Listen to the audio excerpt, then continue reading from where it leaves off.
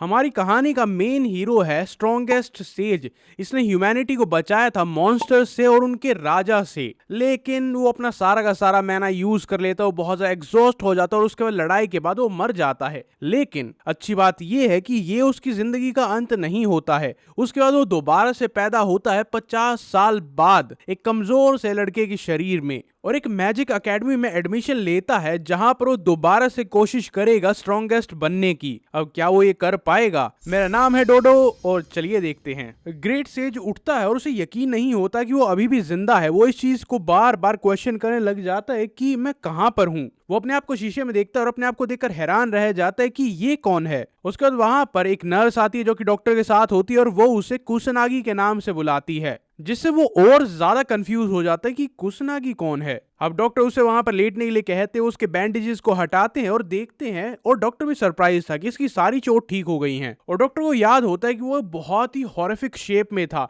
क्योंकि उसका कल ही एक्सीडेंट हुआ था और आज ये ठीक भी हो गया। और डॉक्टर सोचता है कि ये एक चमत्कार है, ये बिल्कुल ऐसा लग रहा है जैसे इसे किसी ने होली मैजिक से ठीक किया हो। और कुसनागी सोचता है कि यार ये ट्रैफिक एक्सीडेंट क्या होता है, और उसे ये तो पता था कि उसकी बॉडी खुद को हील कर सकती है। वो डॉक्टर से पूछता है क्या मेरी मैजिक पावर खत्म हो गई है, लेकिन डॉक्टर को उसका सवाल ही समझ में नहीं आता है कि मैजिक पावर खत्म हो गई है, इससे तुम्हारा क्या मतलब है। और कुसनागी उन्हें बताता है कि मैं कैलेमिटी में मॉन्स्टर से लड़ रहा था और उसके बाद शायद मेरी मैजिक पावर खत्म हो गई थी। अब डॉक्टर और नर्स एक दूसरे को देखते हैं कि ये पागल हो चुका है क्या। उसके बाद उससे पूछते हैं क्या तुम्हें तुम्हारा नाम याद है और ये कौन सा साल है। अब वो बताता है कि मेरा नाम आत्सुम है और ये शायद 1970 है। डॉक्टर उसे कहता है कि ये मेमोरी इंपेयरमेंट इशू है, और डॉक्टर उसे बताता है कि तुम्हारा असली नाम है कुसनागी मिनाटो और करंट ईयर है 2022। अब कुसनागी कंफ्यूज हो जाता है और उसके लिए ये सब कुछ बिलीव करना बहुत ज्यादा मुश्किल था। अब वो डॉक्टर की तरफ देखता है और उसे ये तो पता चल जाता है कि इसके अंदर कोई इल इंटेंशन नहीं और ये सच बोल रहा है। अब वो टीवी को देखता है और वो इतना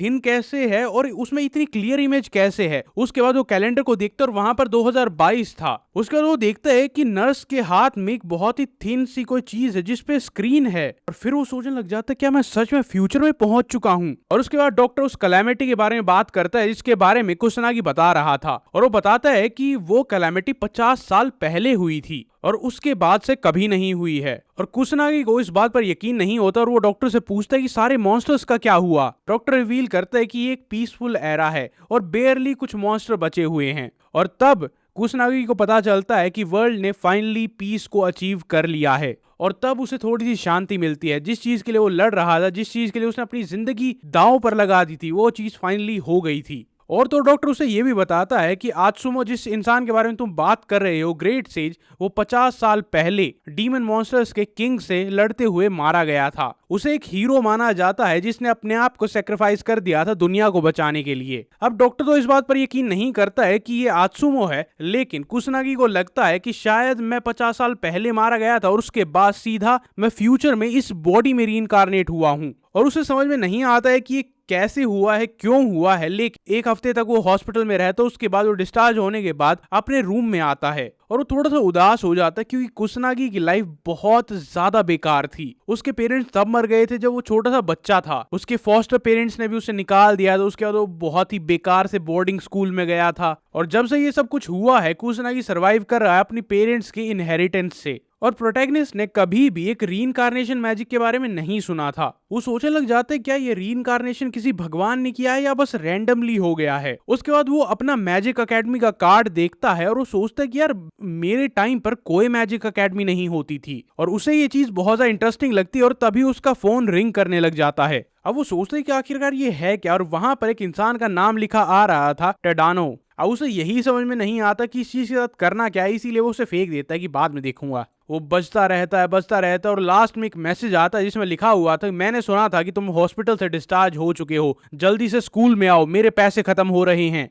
और अगले दिन वो मैजिक एकेडमी में जाता है। वो अपने आसपास देखता और वो बहुत ज्यादा एक्साइटेड था कि अब मैं एक अडल्ट हूं लेकिन मैं स्कूल अटेंड कर सकता हूं, ये काफी एक्साइटिंग होगा। और जब वो व्यू को एंजॉय कर ही रहा होता है, वो एक स्टूडेंट को देखता है कि वो अपने फायर मैजिक से एक डमी पर अटैक कर रहा होता है। अब प्रोटैगनिस्ट उसे देखता है और वो डिसअपॉइंटेड हो जाता है कि यार सबका मैजिक इतना कमजोर क्यों है। वो और भी स्टूडेंट्स को ऑब्जर्व करता है और उसे पता चलता है कि यहाँ पर सभी लूजर्स हैं और उसे यकीन ही नहीं होता कि सारे स्टूडेंट इतने बेकार कैसे हो सकते हैं, क्योंकि उसके टाइम पर न्यूबीज जो नया नया मैजिक करना सीखते हैं वो भी इससे स्ट्रांग होते थे और उसके मन में डाउट आने लग जाते कि भाई ये तो मजिशियंस कभी नहीं बन सकते, अगर ये मेज बन गए तो ये मेज के नाम पर धब्बा होंगे। और उसे समझ में तो ये नहीं आ रहा था कि अगर ये पीसफुल एरा है तो लोगों को और ज्यादा ट्रेन करना चाहिए था, उनके पास और फैसिलिटीज हैं तो मैजिक स्ट्रांग होना चाहिए था, वो इतना डिक्लाइन कैसे कर गया। अब वो अपनी क्लास में जाता है और अपनी चेयर ढूंढकर वहां पर बैठ जाता है, लेकिन फिर वहां पर एक ट्विस्ट आता है। एक लाल बालों वाला लड़का आता है अपने 2 साइड किक्स के साथ और उसके चेहरे से दिखाई दे रहा था कि वो एक बुली है और वो आते ही प्रोटैगनिस्ट को कहता है कि तूने मेरे सारे के सारे मैसेजेस को इग्नोर क्यों किया था। अब कुसनागी उसे रिकॉग्नाइज नहीं करता है और उससे बहुत ही पोलाइटली पूछता है कि तुम कौन हो। अब टडानो बहुत ज्यादा गुस्सा हो जाता है, वो अपना नाम तो बताता लेकिन उसके साथ साथ उसकी टेबल पर लात मारता है और कहता है कि तुझे मेरा नाम पता नहीं है।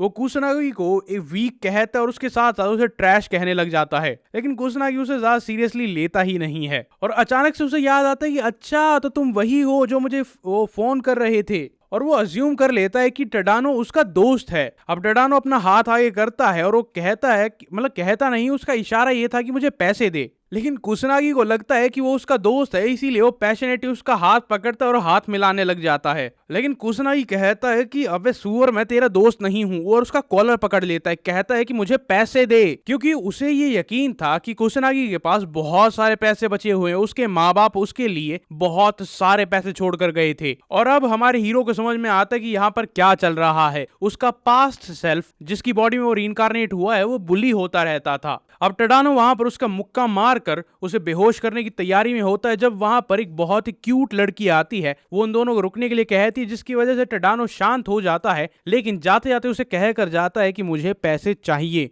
और तू और मैं बाद में बात करेंगे। अब कुसनागी बहुत ज्यादा अनॉयड हो जाते हैं कि क्या बकवास कर रहा है और टडानो वहां पर गुस्से में चला जाता है। उसके बाद क्लास शुरू होती है जहां पर ग्रेट कैलामिटी के बारे में बात हो रही थी, वो 1970 में हुई थी। वहां पर ग्रेट सेज आत्सुओ मिनाटो था जिसने अपने आप को सेक्रीफाइस किया था, क्योंकि 50 साल पहले हर तरफ से मॉन्स्टर्स आ रहे थे और ह्यूमैनिटी डिस्पेयर में थी कि वो क्या करेगी। लेकिन ग्रेट सेज आत्सुमो ने कभी गिव अप नहीं किया और पूरी दुनिया को बचाया था, और उस दिन के बाद से कैलामिटी कभी भी वापस नहीं आई है। उसके बाद टीचर स्टूडेंट से पूछने लग जाते कि तुम्हें ग्रेट सेज के बारे में क्या क्या पता है, और उसके बाद वो ब्लू बालों वाली लड़की खड़ी होती है और कहती है कि मुझे पता है और इसका नाम है मिजुहा। टीचर उसे बोलने की परमिशन देता है और उसके बाद वो बताने लग जाती है और ग्रेट सेज की बहुत ही तारीफ करती है, और तो वो ये भी बताती है कि आत्सुमो ग्रेट सेज वही एक इंसान है जिसकी वजह से हमारी अकेडमी बनी थी, और वो ह्यूमैनिटी का सेवियर है, वो एक अल्टीमेट हीरो है और पूरी दुनिया में हर एक अपकमिंग या फिर एस्टैब्लिश्ड मेज का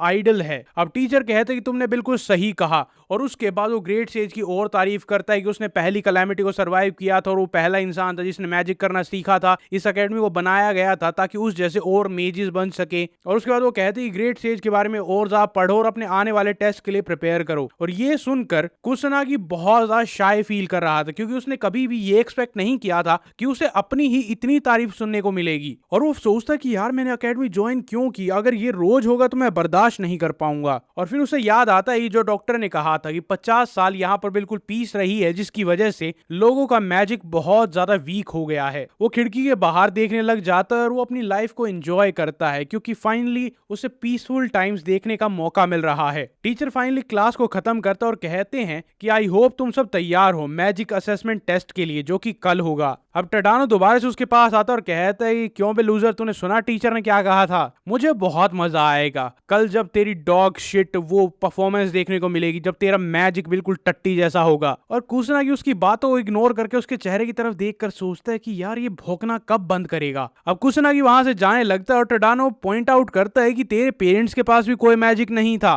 वो उसे एक ऑर्फन बोलता है और उस पर हंसने लग जाता है, और कुसनागी उसे जवाब देने लग जाता है, जिससे टडानो और ज्यादा गुस्सा हो जाता है और अब उसका पेशेंस खत्म हो जाता है और वो किसी तरह का फायर मैजिक एक्टिवेट करता है। अब सारे के सारे क्लासमेट्स वहां पर शॉक हो जाते हैं और उसे रोकने की कोशिश करते हैं। उसमें से एक लड़का सोचता, क्या तुम सच में फायर मैजिक को क्लास के अंदर यूज करने वाले हो? और टडानो फायर मैजिक को कास्ट कर देता और वो सोचता है कि ये मर क्यों नहीं जाता। अब वो नीले बालों वाली लड़की मिजुआ उसे रोकने के लिए आगे बढ़ती है, लेकिन वो लेट हो चुकी थी क्योंकि उस टाइम तक वो फायर बॉल कुसनागी के पास पहुंच चुका था। और जब कुसनागी उस फायर बॉल को अपनी तरफ आते हुए देखता है, वो वहां पर बिल्कुल अनफेज्ड खड़ा होता है, ना उसके चेहरे पर एक भी इमोशन होता है, ना ही डर होता है, और वो मैजिक अटैक सीधा उसके मुंह पर जाकर लगता है और सारे स्टूडेंट शॉक हो जाते क्योंकि वहां पर एक बहुत बड़ा धमाका होता है। मिजुआ कहती है कि ये बहुत ही यूजलेस तरीका है मैजिक यूज करने का, और उसे वार्न करते हैं कि आज के बाद कभी भी ऐसे यूज मत करना, तुम किसी को हर्ट कर सकते हो। लेकिन टेडानो तब भी कुसनागी को ब्लेम करता है कि उसकी गलती थी, वो फालतू बोल रहा था,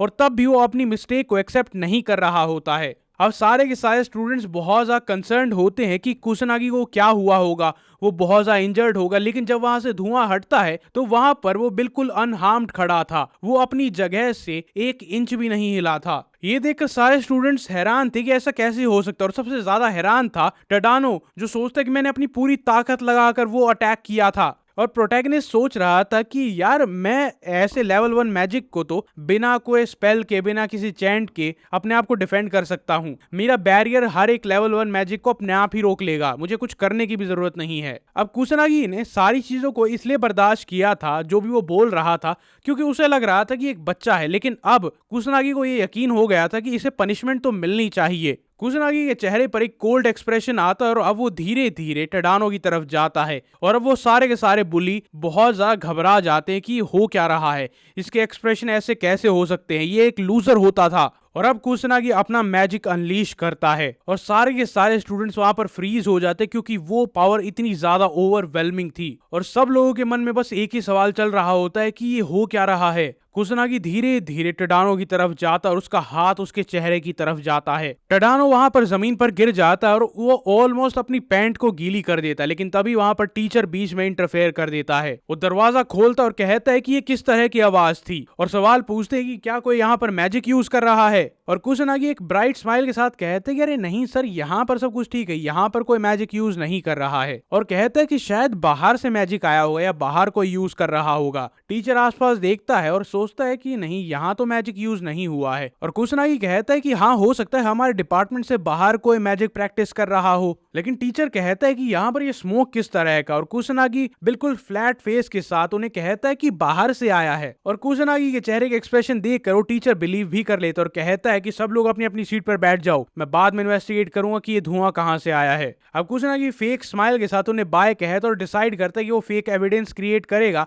जिससे टीचर उनके पीछे ना आए। और सारे के सारे स्टूडेंट्स हैरान होते हैं कि कुसनागी इतनी आसानी से झूठ बोल रहा है, और टीचर ने उस पर यकीन भी कर लिया। और इस टाइम पर टेडानो, जो कि जमीन पर ही बैठा हुआ, जो थोड़ी देर पहले अपनी पैंट गीली करने वाला था, वो दोबारा से अपना गुस्सा दिखाने लग जाता है। और कुसनागी इस टाइम पर यह सोच रहा था कि सारे के सारे स्टूडेंट बहुत ज्यादा वीक हैं, ये एक मॉन्स्टर को भी ढंग से नहीं मार पाएंगे, और उसे पता था कैलेमिटी जा चुकी 50 साल से नहीं आई है, लेकिन तब भी वो सोचता है कि मॉन्स्टर कहीं से भी कभी भी आ सकता है और कुछ मॉन्स्टर तो बचे हुए होंगे। और वो डिसाइड करता है कि पहले मैं चेकआउट करता हूं कि पूरी दुनिया में कितने मॉन्स्टर्स बचे हुए हैं, और रात को वो मैजिक सर्कल्स का यूज करता है ओल्ड शिबुया में जाने के लिए। और वो एक बिल्कुल बर्बाद शहर था, और उस टाइम पर कुसनागी याद करता है कि उसके टाइम पर यह शहर कैसा होता था, और यहाँ पर सबसे ज्यादा मॉन्स्टर्स होते थे, और यहीं से ग्रेट कैलेमिटी शुरू हुई थी। वो देखता है कि यहाँ पर कोई भी मॉन्स्टर्स नहीं है और फिगर आउट कर लेता है कि शायद पुलिस ने उन्हें संभाल लिया होगा। लेकिन अचानक से वो एक मॉन्स्टर को सेंस करता है और उसी के आसपास एक इंसान भी है। अब वो जल्दी से भागकर वहां पर जाता है, वहां पर एक डरी हुई लड़की होती है और उसके आसपास एक बहुत ही टेरिफाइंग मॉन्स्टर होता है। अब मॉन्स्टर उस लड़की को खाने के लिए आगे बढ़ता है, लेकिन तभी वहां पर कुसनागी आ जाता है। मॉन्स्टर दर्द से चिल्लाता है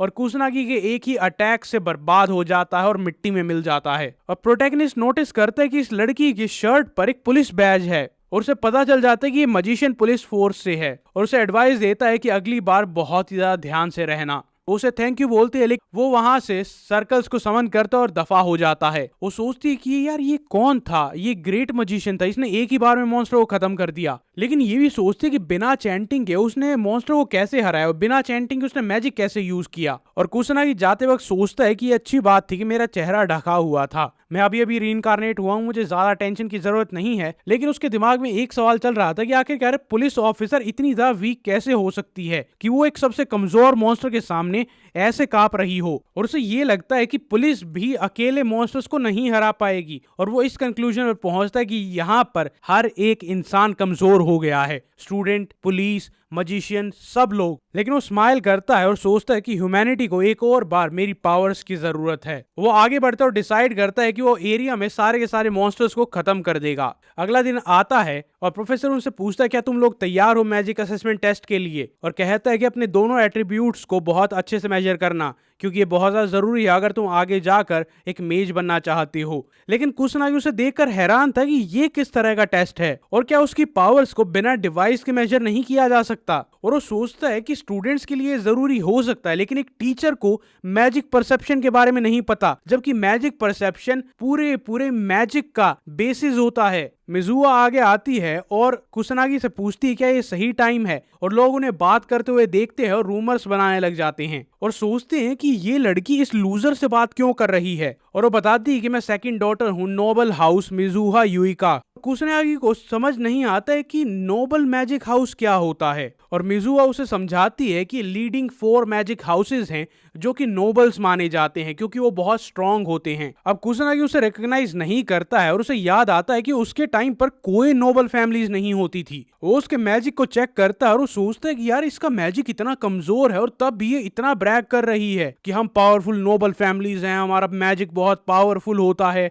और मिजुआ उससे पूछते कि तुम इतने ज्यादा अनइंटरेस्टेड क्यों हो, क्या तुम्हें मेरी बातें झूठ लग रही हैं। और टडानो दूर से उन्हें देख रहा होता है और वो जेलसी में बस डूब रहा होता है कि ये दोनों वहां पर क्या बात कर रहे हैं। और कुसनागी उसे कहते हैं कि अगर तुम एक मैजिक नोबल हो तो तुम मुझ जैसे लूजर से बात क्यों कर रही हो। अब वो थोड़ी सी अनोय हो जाते, लेकिन फिर भी वो अपनी डिग्निटी को वहां पर मेंटेन करने की कोशिश करती है और सोचते कि मुझे एक नोबल की तरह बिहेव करना चाहिए। अब कुसनागी उससे पूछता है क्या तुम्हारा दिमाग खराब है क्या, लेकिन मिजुआ उससे पूछती है कि कल तुम पर एक मैजिक अटैक हुआ था जो कि बहुत ज्यादा स्ट्रांग था और तुम्हें कुछ नहीं हुआ, क्या उसके पीछे कोई रीजन है। अब वो उससे और भी सवाल पूछने वाली थी, लेकिन टीचर बीच में इंटरप्ट कर देता और कहता है कि मैजिक असेसमेंट के लिए तैयार हो जाओ। कुसनागी इस अपॉर्चुनिटी का यूज करता और वहां से चला जाता है और मिजुहा वेट करती है कि मैजिक असेसमेंट के बाद मुझे ये देखना है कि इसकी असली पावर्स कितनी हैं। सबसे पहले वहां पर टडानो जाता है जिसकी मैजिक पावर थी 1000 और वो भी फायर मैजिक एट्रीब्यूट के साथ, और वो अपनी इंप्रूवमेंट को सेलिब्रेट करता है कि मैं और ताकतवर बन गया हूँ। और कुसनागी सोचता है कि स्टैंडर्ड्स बिल्कुल वैसे ही है जैसे मेरे टाइम में होते थे। और उसके बाद मिजुहा आगे बढ़ती है, वो अपना मैजिक अनलीश करती है और उसका एट्रीब्यूट होता है वाटर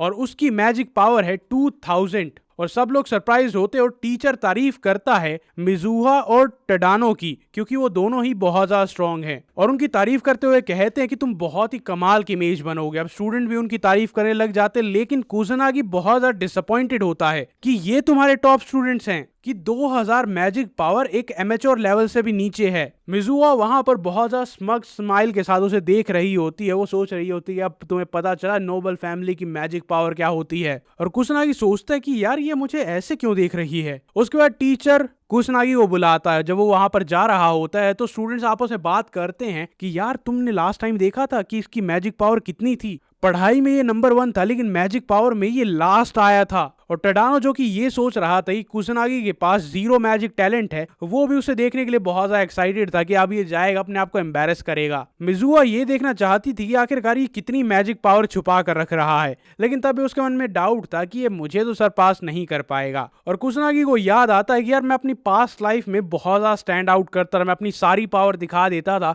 जिसकी वजह से बहुत मुसीबतें आती थी, मुझे इस जिंदगी में वो नहीं चाहिए। कुसनागी पहले सोचता है कि थोड़ा होल्ड बैक करता हूँ, लेकिन उसके बाद वो डिसाइड करता है कि देखता हूँ ये मशीन कैसी है, और वो अपनी सारी पावर बिना कंट्रोल किए रिलीज करता है। वो मैजिक स्टोन ग्लो करने लग जाता है और बहुत ही ब्राइट बीम ऑफ लाइट ऊपर की तरफ जाती है और 2 अलग अलग क्लास के सीनियर मैन भी उसे देखते हैं और हैरान रह जाते हैं कि ये क्या है। वो और ज्यादा ग्लो करती है और ज्यादा ग्लो करती है और फाइनली वो फट जाती है। स्टूडेंट यहाँ वहां भागते अपने आप को बचाने के लिए क्योंकि वहां पर मैजिक एक्सप्लोजन हुआ था। लेकिन कुसनागी बहुत ज्यादा डिसअपॉइंटेड होता है कि यार ये मशीन मेरे मैजिक को हैंडल नहीं कर पा रही है, ये किस काम की मशीन है। और उसे ये तो डाउट पहले से ही था कि उसके कोई भी क्लासमेट उसके मैजिक को सेंस नहीं कर पाएंगे, तो उन्हें पता ही नहीं चलेगा कि ये हुआ किस वजह से है। अब टीचर बहुत ज्यादा कंसर्न होता है और उन सब से पूछता है क्या तुम सब लोग ठीक हो। वो सारे स्टूडेंट्स कहते कि हाँ हम ठीक है, हम थोड़ी दूर खड़े थे। उसके बाद वो कुसनागी के पास जाते और कहते क्या तुम ठीक हो। कुसनागी कहता है कि हाँ मैं तो बिल्कुल ठीक हूँ। और टीचर कहते कि तुम बहुत ज्यादा लकी थे कि तुम्हें कुछ नहीं हुआ, क्योंकि तुम इस मेल फंक्शन डिवाइस के सबसे पास खड़े थे।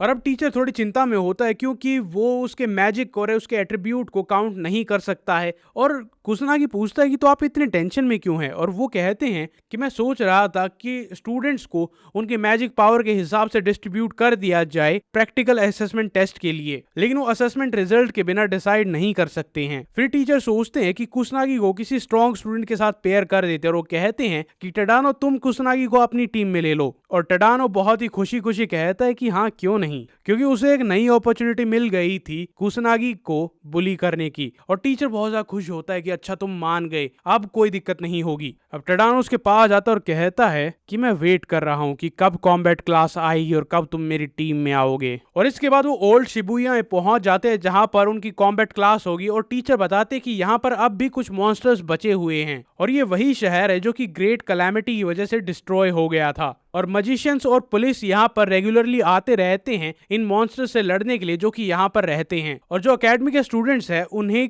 भी ये करना पड़ता है। ये एक रिक्वायरमेंट है कि उन्हें पुलिस के साथ जाकर इन मॉन्स्टर्स से फाइट करनी होती है। लेकिन टीचर उन्हें कहता है कि तुम्हें टेंशन लेने की जरूरत नहीं है, क्योंकि यहाँ पर ज्यादातर मॉन्स्टर्स को पुलिस या फिर जो नोबल फैमिलीज के मेज होते हैं वो डील कर लेते हैं। और कुसनागी ने एक प्रैक्टिकल क्लास इस तरह की एक्सपेक्ट नहीं की थी, और वो ये तो उम्मीद कर रहा था कि कम से कम तुम मिलकर तो एक मॉन्स्टर को हरा पाओगे, और वो ऐसा इसलिए सोच रहा था क्योंकि यहाँ पर स्टूडेंट्स बहुत ज्यादा वीक हैं। और कुसनागी कल रात को यहाँ पर आया था, लेकिन अब उसे थोड़ा वियर्ड फील हो रहा था क्योंकि कल रात को उसने सारे मॉन्स्टर्स को खत्म कर दिया था, लेकिन उसे अभी भी यहाँ पर मॉन्स्टर्स की प्रेजेंस महसूस हो रही थी, और उसे आसपास कोई डिजास्टर की ट्रेसेस भी नहीं मिल रही थी। तो ये मॉन्स्टर यहाँ पर आए कैसे? और वो सोचने लग जाते हैं कि अगर यहाँ पर कोई कैलामिटी नहीं हो रही है तो शिबुया में बार बार मॉन्स्टर्स कहां से आते रहते हैं। एपिसोड 2। उसके बाद वो कुछ लड़कियों को आपस में बात करते हुए सुनता है कि वो आपस में compete करने की बात कर रही थी, और वो हैरान होता है कि एक प्रैक्टिकल क्लास है लेकिन तब भी इतना रिलैक्स्ड फील क्यों कर रहे हैं। और मिजुहा कुसनागी को बहुत ही ध्यान से देखती है, लेकिन किस वजह से वो नहीं बताया जाता। टीचर प्रैक्टिकल क्लास को शुरू करता है और वो उम्मीद करता है कि सारे स्टूडेंट्स आपस में ढंग से काम करेंगे। टडानो कुसनागी को दूर जाते हुए देखता है और उसे कहता है कि अरे ओए डरपोक, इधर आ, तू यहीं पर रुक जा, वरना कहीं बाहर जाएगा, किसी मॉन्स्टर ने तुझे खा लिया तो। लेकिन कुसनागी उसे एक बात क्लियर कर देता है कि अगर तू दोबारा से वही हरकत करेगा तो इस बार मैं तुझे जाने नहीं दूंगा। और कुसनागी को समझ नहीं आ रहा था कि अगर तुम मुझसे इतनी ही नफरत करते हो तो मुझे इग्नोर क्यों नहीं करते हो, मुझसे दूर रहो। टडानो गुस्सा हो जाता है और उससे कहता है कि मुझसे जबान मत लड़ा, ठीक है। और मुझे तो एक बात समझ नहीं आती कि जब तू इतना लूजर है तो मिजुहा तुझसे बात ही क्यों करती है। और ये सुनते ही कुसनागी कहता है कि अच्छा तो तुझे मिजुहा पसंद है, और ये सुनते ही उसे और ज्यादा गुस्सा आ जाता, उसका मुंह और बुरा बन जाता है। उसके बाद कुसनागी अपने आसपास कुछ नोटिस करता है और इसी टाइम पर टडानो उस पर फायर अटैक करने वाला होता है, लेकिन कुसनागी उसे कहता है कि यहीं पर रुक जा। और टडानो से कहता है कि इस बार तेरी माफी काम नहीं करेगी। और कुसनागी उसे कहता है कि अब एक गधे अपने पीछे तो देख। अब टडानो को पहले लगता है कि अरे ये बस ऐसे ही डिस्ट्रैक्ट करने की, लेकिन जब वो पीछे देखता है तो वहां पर एक बहुत लंबा मॉन्स्टर खड़ा था। उन सब के पसीने छूट जाते और वो सोचते हैं कि यहाँ पर एक डीमन सोल्जर क्या कर रहा है। और बाकी सारे बुलीज टडानो को हाइप अप करते कि भाई तू उसे मार सकता है, तू ताकतवर है, तू आगे बढ़। और उस टाइम पर उन तीनों के चेहरे पर बहुत ज्यादा एंग्जाइटी होती क्योंकि किसी को नहीं पता था कि आगे क्या होने वाला है। अब टडानो वहां पर उनकी बातों में आ जाता है और उस डीमन सोल्जर पर हमला करता है। अब अपना फायर स्पेल यूज करता है, वो फायर स्पेल लगता भी है, धुआं भी होता है। वो खुश हो जाते हैं कि अरे भाई तूने हरा दिया। लेकिन जब वहां से धुआं हटता है टडानो को उस पर एक स्क्रैच तक दिखाई नहीं देता है, और अब उसके असली पसीने छूटने शुरू होते हैं। और कुसनागी इस टाइम पर पीछे खड़ा होकर मन ही मन सोच रहा होता है कि लूजर तुझे लगा भी क्यों था कि तेरा लेवल 1 मैजिक एक डीमन सोल्जर पर काम करेगा। और जैसे वो एक कदम आगे रखता है वो सब अपनी पैंट गीली कर देते हैं, वो सब अपने घुटनों पर गिर जाते हैं क्योंकि उनके पैर जवाब दे देते हैं और वो हिल भी नहीं पाते हैं। टडानो की आंखों से, उसके मुंह से, उसके नाक से पानी आने लग जाता है और वो सोचता है कि क्या मेरी जिंदगी यहीं पर खत्म हो जाएगी। और जब वो डीमन सोल्जर ऑलमोस्ट उसे मारने ही वाला होता है वो कुछ नोटिस करता है कि यहाँ पर एक बहुत ही स्ट्रॉन्ग इंसान है, और वो कुसनागी की तरफ देखता है और उसकी पावर से वो डीमन सोल्जर थोड़ा डर जाता और पीछे हट जाता है कि ये यहाँ क्या कर रहा है। कुसनागी आगे आता है और वो अमेज था कि अच्छा तो तुम सेंस कर सकते हो कि यहाँ पर सब सबसे ताकतवर कौन है, मतलब इंसान तुमसे भी नीचे लेवल पर आते हैं। वो डीमन सोल्जर से खुद लड़ने के लिए आगे जाता और अपनी पावर को अनलीश करता है। वो मॉन्स्टर ही वहां पर ऑल आउट जाता और वहां पर बहुत सारे मैजिक सर्कल्स को समन कर लेता है। टडानो और उसके ग्रुप की बुरी हालत हो चुकी थी और उन्हें ये नहीं लग रहा था कि कुसनागी कुछ भी कर पाएगा, और वो डीमन सोल्जर लेवल 2 मैजिक को समन करता है जो कि होता है रॉक ब्रेक। एक बहुत बड़ा पत्थर हमारे हीरो की तरफ आता है, लेकिन वो वहां पर खड़ा होता है, ऑरा फार्मिंग करता है और बस एक स्माइल के साथ लेवल 1 मैजिक को समन करता है जिसका नाम होता है फायर एरो। और वो एरो सीधा उस पत्थर की तरफ फेंकता है। वो एरो उस पत्थर को डिस्ट्रॉय करती है और उसके बाद डीमन सोल्जर को जाकर लगती है और वहां पर एक बहुत बड़ा धमाका होता है। टडानो और उसका सारा ग्रुप वहां पर अपनी आंखें खोलता है कि क्या हुआ, और वो देखता है कि डीमन सोल्जर तबाह हो चुका है। टडानो सोचता है कि यार ये क्या हो रहा है, कुसनागी क्या ये तुमने किया है? और वो डिनायल में चला जाता है कि नहीं, ऐसा हो ही नहीं सकता। कुसनागी जैसा लूजर एक डीमन सोल्जर को नहीं हरा सकता, ये इम्पॉसिबल है। और कुसनागी अपने मन में कहता है कि अगर लेवल 1 मैजिक मैं यूज कर रहा हूं उससे मैं तुम सबको हरा सकता हूं। और उस डीमन सोल्जर के मरने के बाद वहां पर एक क्रिस्टल गिर जाता है। और अब कुसनागी के दिमाग में बस एक ही सवाल चल रहा था कि यहाँ पर इतने सारे मॉन्स्टर आए कहां से, जबकि कल रात को मैंने सबको मार दिया था। और उसके मन में एक डाउट आता है, कहीं ये कोई अपशगुन तो नहीं है बहुत बड़े डिजास्टर के आने से पहले, और क्या उसे इस सिचुएशन को ज्यादा सीरियसली लेना चाहिए? और अचानक से उसे फ्लैशबैक आने लग जाते हैं अपनी पास्ट लाइफ के, जो डिस्ट्रक्शन उसने अपनी पास्ट लाइफ में देखा था, लोगों को मरते हुए, दोस्तों को, परिवार को बर्बाद होते हुए। वो थोड़ा सैड हो जाता, अपनी मुट्ठी टाइट करता है और अब वो पूरी डिटर्मिनेशन के साथ ये फैसला लेता है कि इस बार मैं ह्यूमैनिटी को ऐसे बर्बाद होने नहीं दूंगा, फिर चाहे मॉन्स्टर कम हो या फिर कैलेमिटी दोबारा से हो जाए। और जो बाकी 2 बुली थे वो एडमिट करते हैं कि हमने कुसनागी को ही देखा था उस डीमन सोल्जर को डिफीट करते हुए, और वो सोचते क्या ये वही लूजर है जिसे हम बुली किया करते थे। अब टडानो बहुत ज्यादा गुस्सा हो जाता है, दीवार में मुक्का मारता है क्योंकि उसे समझ नहीं आ रहा था कि यहाँ पर हो क्या रहा है। और इसी टाइम पर मिजुहा सब कुछ पीछे से खड़ी होकर देख रही थी और वो सरप्राइज हो जाती है जब उसे कुसनागी की ये साइड पता चलती है। हमें इससे कुछ देर पहले का सीन दिखाया जाता है जहां पर मिजुहा लेवल 1 मैजिक का यूज करती है और बहुत ही वीक मॉन्स्टर को डिफीट कर देती है। उसके क्लासमेट्स ये देखकर हैरान हो जाते और उसकी तारीफ करने लग जाते हैं। वो थोड़ी सी इरिटेट हो जाते हैं कि यार नॉर्मल लोग पता नहीं इतनी जल्दी इंप्रेस क्यों हो जाते हैं। फिर वो अपने आप पर बहुत ज्यादा प्राउड फील करने लग जाती है और सोचते कि शायद ऐसा इसलिए है क्योंकि मैं एक जीनियस हूँ। और अचानक से वो टडानो एक ग्रुप को देखती है जो कि कुसनागी को एक कोने में लेकर जा रहे थे। मिजू अपने ग्रुप को कहती कि अरे बाकी तुम हैंडल कर लो, मैं अभी आती हूँ। मिजू वहां पर इसलिए जाती है क्योंकि वो देखना चाहती थी आखिर टडानो का ग्रुप क्या करेगा, क्या वो कुसनागी को दोबारा से बुली करेंगे। वो सोच रही थी कि मैं वहां पर जाकर उसको बचाऊंगी, लेकिन जब वो वहां पर जाती है तो उसे डीमन सोल्जर दिखाई देता है और उसके मन में डाउट होता है कि क्या ये इस मॉन्स्टर से लड़ भी पाएंगे। अब मिजुहा भी डरी हुई थी, लेकिन तब भी वो डिसाइड करती कि मैं जाकर उनकी हेल्प करूंगी क्योंकि वो मिजुहा रॉयल फैमिली से, नोबल फैमिली से बिलोंग करती है। वो भागकर उनके पास जाने की कोशिश करती और चिल्लाकर कहती कि भाग जाओ वहां से, लेकिन तभी वहां पर फायर मैजिक आता है और वो डीमन सोल्जर डिस्ट्रॉय हो जाता है। और उसे अपनी आंखों पर यकीन नहीं होता कि कुसनागी ने एक अटैक में इतने स्ट्रॉन्ग मॉन्स्टर को गिरा दिया। और उसे याद है कुसनागी एक ऐसा लड़का होता था जो कि स्कूल में बुली होता था, बहुत ही वीक था, उसकी मैजिक पावर बिल्कुल कम थी और उसे अपनी आंखों पर यकीन नहीं हो रहा था कि ये वही सेम लड़का है। और सोचते कि मैंने बहुत ही क्लोजली देखा था, उसने कोई भी एन्चेंटमेंट नहीं की थी। उसे ये पता था कि एक डीमन की स्ट्रेंथ डिटरमिन होती है कि उसके शरीर पर कितने क्रिस्टल हैं। ये चीज यूज होती है मॉन्स्टर्स के बीच में एक रैंकिंग एस्टेब्लिश करने के। मैजिकल बीस्ट रैंक 6 होते हैं, डीमन सोल्जर्स रैंक 5 होते हैं, डीमन कैप्टन रैंक 4 पर आते हैं, डीमन जनरल 3rd रैंक पर आते हैं, डीमन किंग रैंक 2 पर आता है और इसके बाद आता है डीमन गॉड जो कि रैंक 1 पर होता है। और ये सारे मॉडर्न मैजिशियंस को पता होता है और सबको ये भी पता होता है कि एक डीमन सोल्जर को बीट करने के लिए तुम्हें कम से कम लेवल 3 का मैजिक चाहिए, लेकिन टडानो ने सिर्फ और सिर्फ लेवल 1 का यूज किया था। अब कुसनागी उसकी तरफ आ रहा होता है लेकिन वो छुप जाती। फिर वो सोचती कि मेरे पास छुपने का क्या रीजन है। वो बाहर देखने के लिए आती है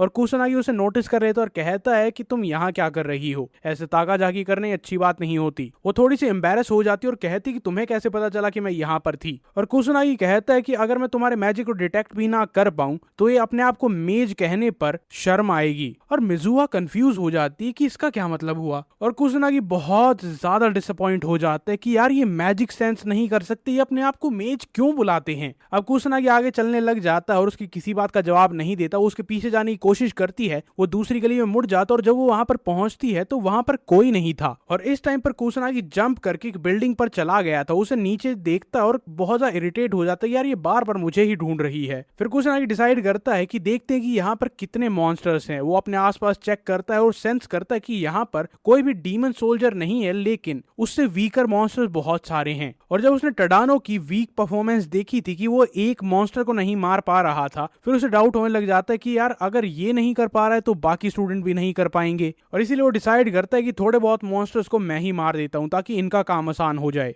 उसकी बॉडी ग्लो करने लग जाती है, वो अपना मैजिक एक्टिवेट करता है और वो अपना लेवल 2 मैजिक बैरेट यूज करता है, जिससे वो पूरे एरिया में जितने भी मॉन्स्टर होते हैं उनकी तरफ एक मैजिक बुलेट फायर करता है। टडानो और उसका ग्रुप वो सारी लाइट्स को नोटिस करता है कि ये क्या है। मिजुआ इसे नोटिस कर लेती है और उसे पता होता है कि ये क्या है। वो सोचती है कि ये मल्टीपल मैजिक किसने एक्टिवेट किए हैं। और शिबुया में ही कहीं पर 3 मॉन्स्टर कुछ स्टूडेंट्स पर अटैक कर देते हैं और वो होपलेस हो जाते हैं, यार हम इतने सारे मॉन्स्टर को तो नहीं हरा पाएंगे। वो अपनी किस्मत को एक्सेप्ट कर ही चुके होते हैं। जब एक लड़की के पास वो मॉन्स्टर बिल्कुल पास आ जाता है तो मैजिक बुलेट्स वहां पर आती हैं और सारे मॉन्स्टर्स को डिस्ट्रॉय कर देती हैं। वो मॉन्स्टर दर्द से चिल्लाने लग जाता है और जब वो खत्म होता है उसके बाद बाकी सारे स्टूडेंट उसके पास आते हैं और पूछते हैं क्या तुम ठीक हो। और कुसुनागी ऊपर से सब कुछ देख रहा होता है और वो अपने आप पर प्राउड फील करता है कि चलो आज मैंने कुछ तो अच्छा काम किया। और सारे मॉन्स्टर मारे जाते हैं और फिर वो सोचते कि यार मैंने कुछ थोड़ा ज्यादा ही कर दिया है, इससे तो सबको पता चल जाएगा कि यहाँ पर कोई स्ट्रॉन्ग इंसान है। उसके पसीने छूटने लग जाते हैं और सोचते कि यार अब तो क्लास खत्म हो जाएगी। वो अपने मैजिक सर्कल का यूज करता है कहीं और जाने के लिए और एक अंधेरी सी गली में आकर लैंड करता है। अब वो सोचता है कि यार मैं अपनी पावर्स को छुपाना नहीं चाहता, लेकिन इसके साथ जो अनवांटेड अटेंशन आती है वो बहुत बेकार लगती है। उसके बाद अपने क्लासमेट्स को और अपने टीचर को ज्वाइन करता है, जहां पर उनका टीचर चेक कर रहा होता है यार इतने सारे मॉन्स्टर एक साथ कैसे मारे गए। और वो सोचते हैं किसी बहुत ही हाईली स्किल्ड इंडिविजुअल ने इन सबको मारा है, क्योंकि एक मॉन्स्टर को सिंगल स्ट्राइक में मारना कोई आसान बात नहीं है। और वो उस मैजिक के बारे में सोचता है जिसने इन सारे मॉन्स्टर को मारा था, और वो सोचता है कि मैजिक बुलेट नल एट्रीब्यूट में आती है।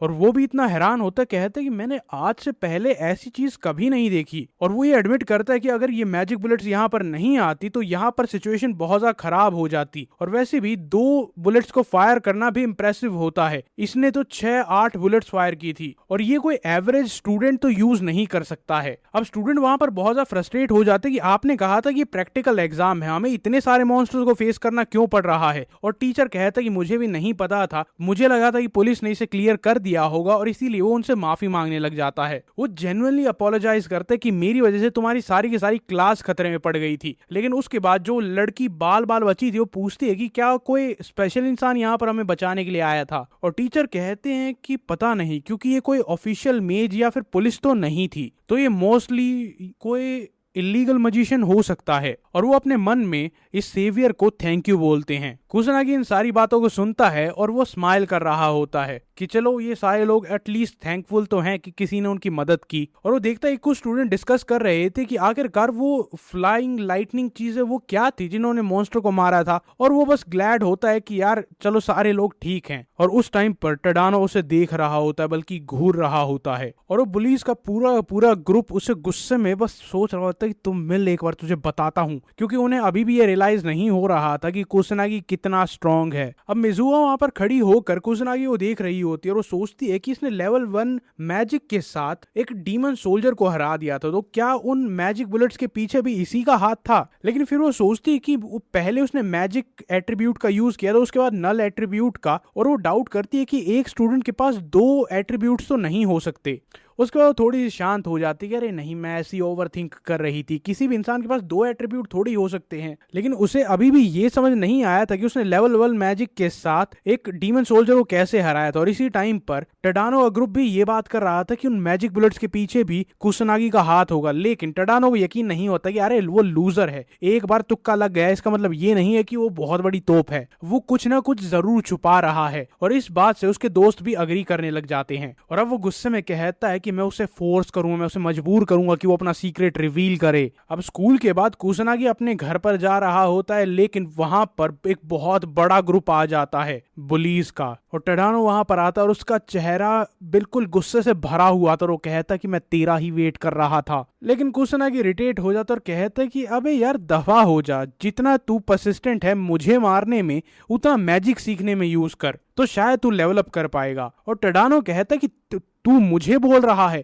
तेरे पास कोई हिम्मत भी नहीं होनी चाहिए कि तू मुझे बोल पाए, और वैसे भी तू एक लूजर है, ऊपर से एक तू चीटर है। और कुसनागी हैरान हो जाते हैं कि चीटिंग, मैंने चीटिंग कब की? और टडानो उसे कहता है कि तूने जरूर कोई ना कोई चीप ट्रिक यूज की थी उस डीमन सोल्जर को हराने के लिए। और कुसनागी को समझ में आ जाता है कि इन बेवकूफों से बात करने का कोई फायदा नहीं है और उसे कहता है कि चलो मेरे साथ चलो। और टडानो कहता है कि चलो बढ़िया है, तू भागा नहीं। और कुसनागी कहता है कि मेरे पास भागने का कोई रीजन नहीं है। लेकिन टडानो उस पर एक मुक्का मारने वाला होता है और उसे पता होता है कि ये पब्लिक पार्क में मैजिक यूज नहीं करेगा, क्योंकि यहाँ पर मैजिक यूज करना अलाउड ही नहीं है। और उसका मुक्का उसके मुंह पर लग जाता है, लेकिन वो अनफेज्ड वहीं पर बस खड़ा रहता है। अब वो उस पर अटैक करते रहते हैं और वो बस वहीं पर खड़ा रहता है, उसे कोई फर्क नहीं पड़ता। टडानो ये तक कहता है कि नीचे घुटनों पर बैठकर भीख मांग, तभी मैं तुझे जाने दूंगा। लेकिन कुसनागी वहां पर खड़ा था कि तुझे क्या लग रहा है मुझे कोई फर्क पड़ रहा है? क्योंकि कुसनागी की मैजिकल पावर उसे ऑटोमेटिकली डिफेंड करती है हर एक फिजिकल अटैक से। अब कुसनागी को पता था कि अगर मैं यहाँ पर मैजिक यूज करूंगा तो भी दिक्कत आएगी, मैं इन्हें मारूंगा तो भी दिक्कत आएगी, तो क्यों ना मैं नाटक करता हूँ। नाटक करने लग जाता है कि अरे मुझे दर्द हो रहा है।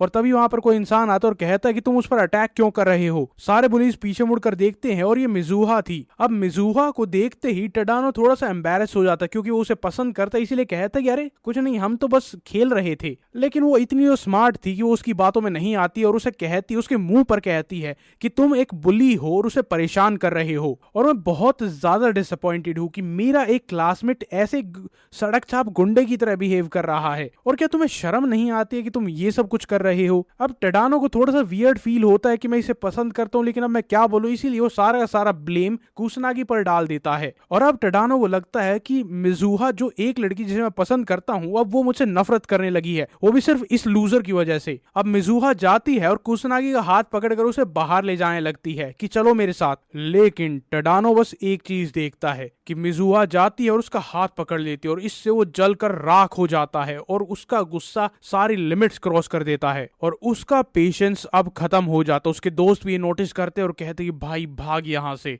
और वो धमकी देता है कि मैं तुझे जला दूंगा। और कुसनागी अब बहुत ज्यादा अनोय हो रहा था कि यार तू बहुत ही ज्यादा फ्रेजाइल ईगो वाला इंसान है। और अब वो सब के सब सारे बुलीज एक साथ अपने मैजिक सर्कल्स एक्टिवेट करते हैं। मिजुहा वहां पर पूछते हैं कि तुम ऐसे बिहेव क्यों कर रहे हो, यहाँ पर मैजिक यूज करना अलाउड नहीं है। और वो सारा का सारा ग्रुप फायर बॉल्स उसकी तरफ फेंकता है। अब मिजुहा को पता था कि ये कितना ज्यादा डेंजरस है, इसीलिए वो उसे बचाने के लिए आगे भागती है, लेकिन वो वहां पर टाइम पर नहीं पहुंच पाती और वो सारे के सारे अटैक उसके ऊपर लैंड करते हैं। और टडानो इस टाइम पर हंसने लग जाता है कि अब कोई भी फ्लैशी ट्रिक्स तेरे काम नहीं आएंगी, तुझे बचा नहीं पाएंगी। लेकिन उसके जो दोस्त होते हैं वो परेशान हो जाते हैं, भाई कहीं वो मर तो नहीं गया होगा। और उसे कहते हैं कि अबे तू ऐसे ही टेंशन ले रहा है, वो बचेगा नहीं, और हम ऐसे ही बहाना लगा देंगे कि हमने मैजिक यूज किया था, वो आउट ऑफ कंट्रोल हो गया, थोड़ी बहुत सजा मिलेगी। लेकिन उसके दोस्तों को अब भी लग रहा था कि उन्होंने बहुत ज्यादा कर दिया। और जब वहां से धुआं हटता है तो कुसनागी बिल्कुल अनहार्म्ड वहां पर एक हीरो की तरह खड़ा था। और अब वो उन्हें कहता है कि मैं बहुत ज्यादा पेशेंस के साथ तुमसे बात कर रहा था, लेकिन तुम वो गधे हो जो कि लात के बिना नहीं मानते हो, तो तुम्हें सजा तो जरूर मिलेगी। और अब कुसनागी वार्म अप करता है कि मैं तुम्हारी ऐसी तैसी कर दूंगा।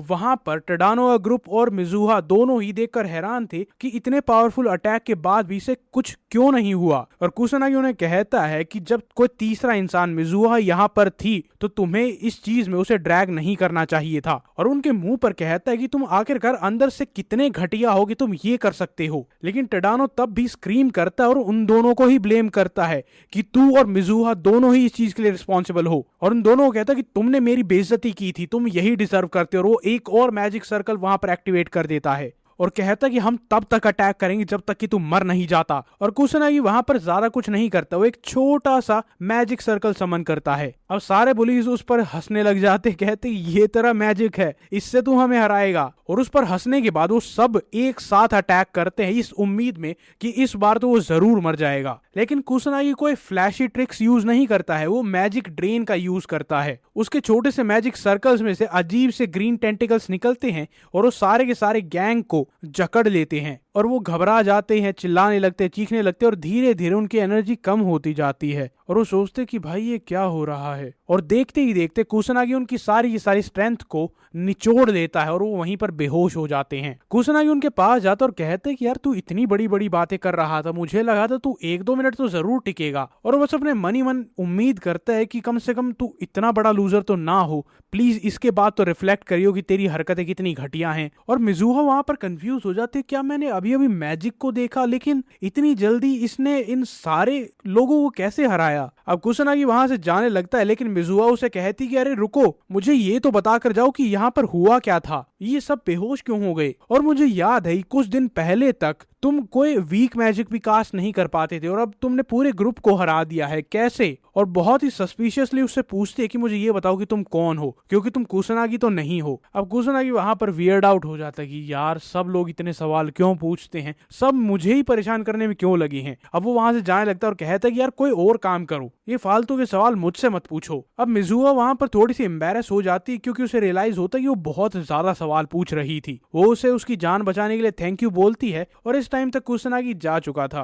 वो दोबारा से एम्बेरस हो जाती है कि तुम कहां चले जाते हो। अब रात को कुसनागी दोबारा से अपने मैजिक सर्कल्स का यूज करता है और ओल्ड शिबुया में जाता है क्योंकि दिन में उसे थोड़ी सी अजीब फीलिंग आ रही थी। और वो वहां पर जाकर चेक करता है और वो बिल्कुल वही होता है जो उसने सोचा था। वहां पर दोबारा से मॉन्स्टर्स आ गए थे, जबकि उसने दिन में ही सारे के सारे मॉन्स्टर्स को खत्म किया था। वो समझ जाता है कि बहुत बड़ा तूफान आने वाला है और ये उससे पहले की ही वार्निंग है, यहाँ पर कुछ तो गड़बड़ है। और उसे ये यकीन होता है कि अगर ये मॉन्स्टर सिर्फ और सिर्फ इसी एरिया में अपीयर होते रहते हैं तो अकेला ही सब कुछ संभाल लेगा। लेकिन दिक्कत ये थी जब वो दोबारा से सेंस करने की कोशिश करता है तो उसे और एरियाज में भी मॉन्स्टर महसूस हो रहे थे। फिर वो सोचता है कि यार शायद ये सब कुछ कंट्रोल करना पुलिस के लिए बहुत ज्यादा ओवरवेलमिंग हो रहा होगा और यहाँ पर कोई ढंग का मेज भी नहीं है जो उनकी हेल्प कर सके और पुलिस खुद ही इतनी वीक है। लेकिन फिर उसके मन में डाउट आता है कि यार मैं इस एरिया में जो सारे मॉन्स्टर को हरा सकता हूँ, मैं पूरे पूरे नेशन में जाकर खुद सारे मॉन्स्टर को नहीं हरा पाऊंगा। और अब उसे समझ में नहीं आता है कि आखिरकार करना क्या है। एपिसोड 3 तो एक प्लान को बनाने की सोचता है और उसमें सबसे पहला स्टेप होता है कि ओल्ड शिबुया में जितने भी मॉन्स्टर हैं उन्हें मार देता हूं और कोई भी अननेसेसरी अटेंशन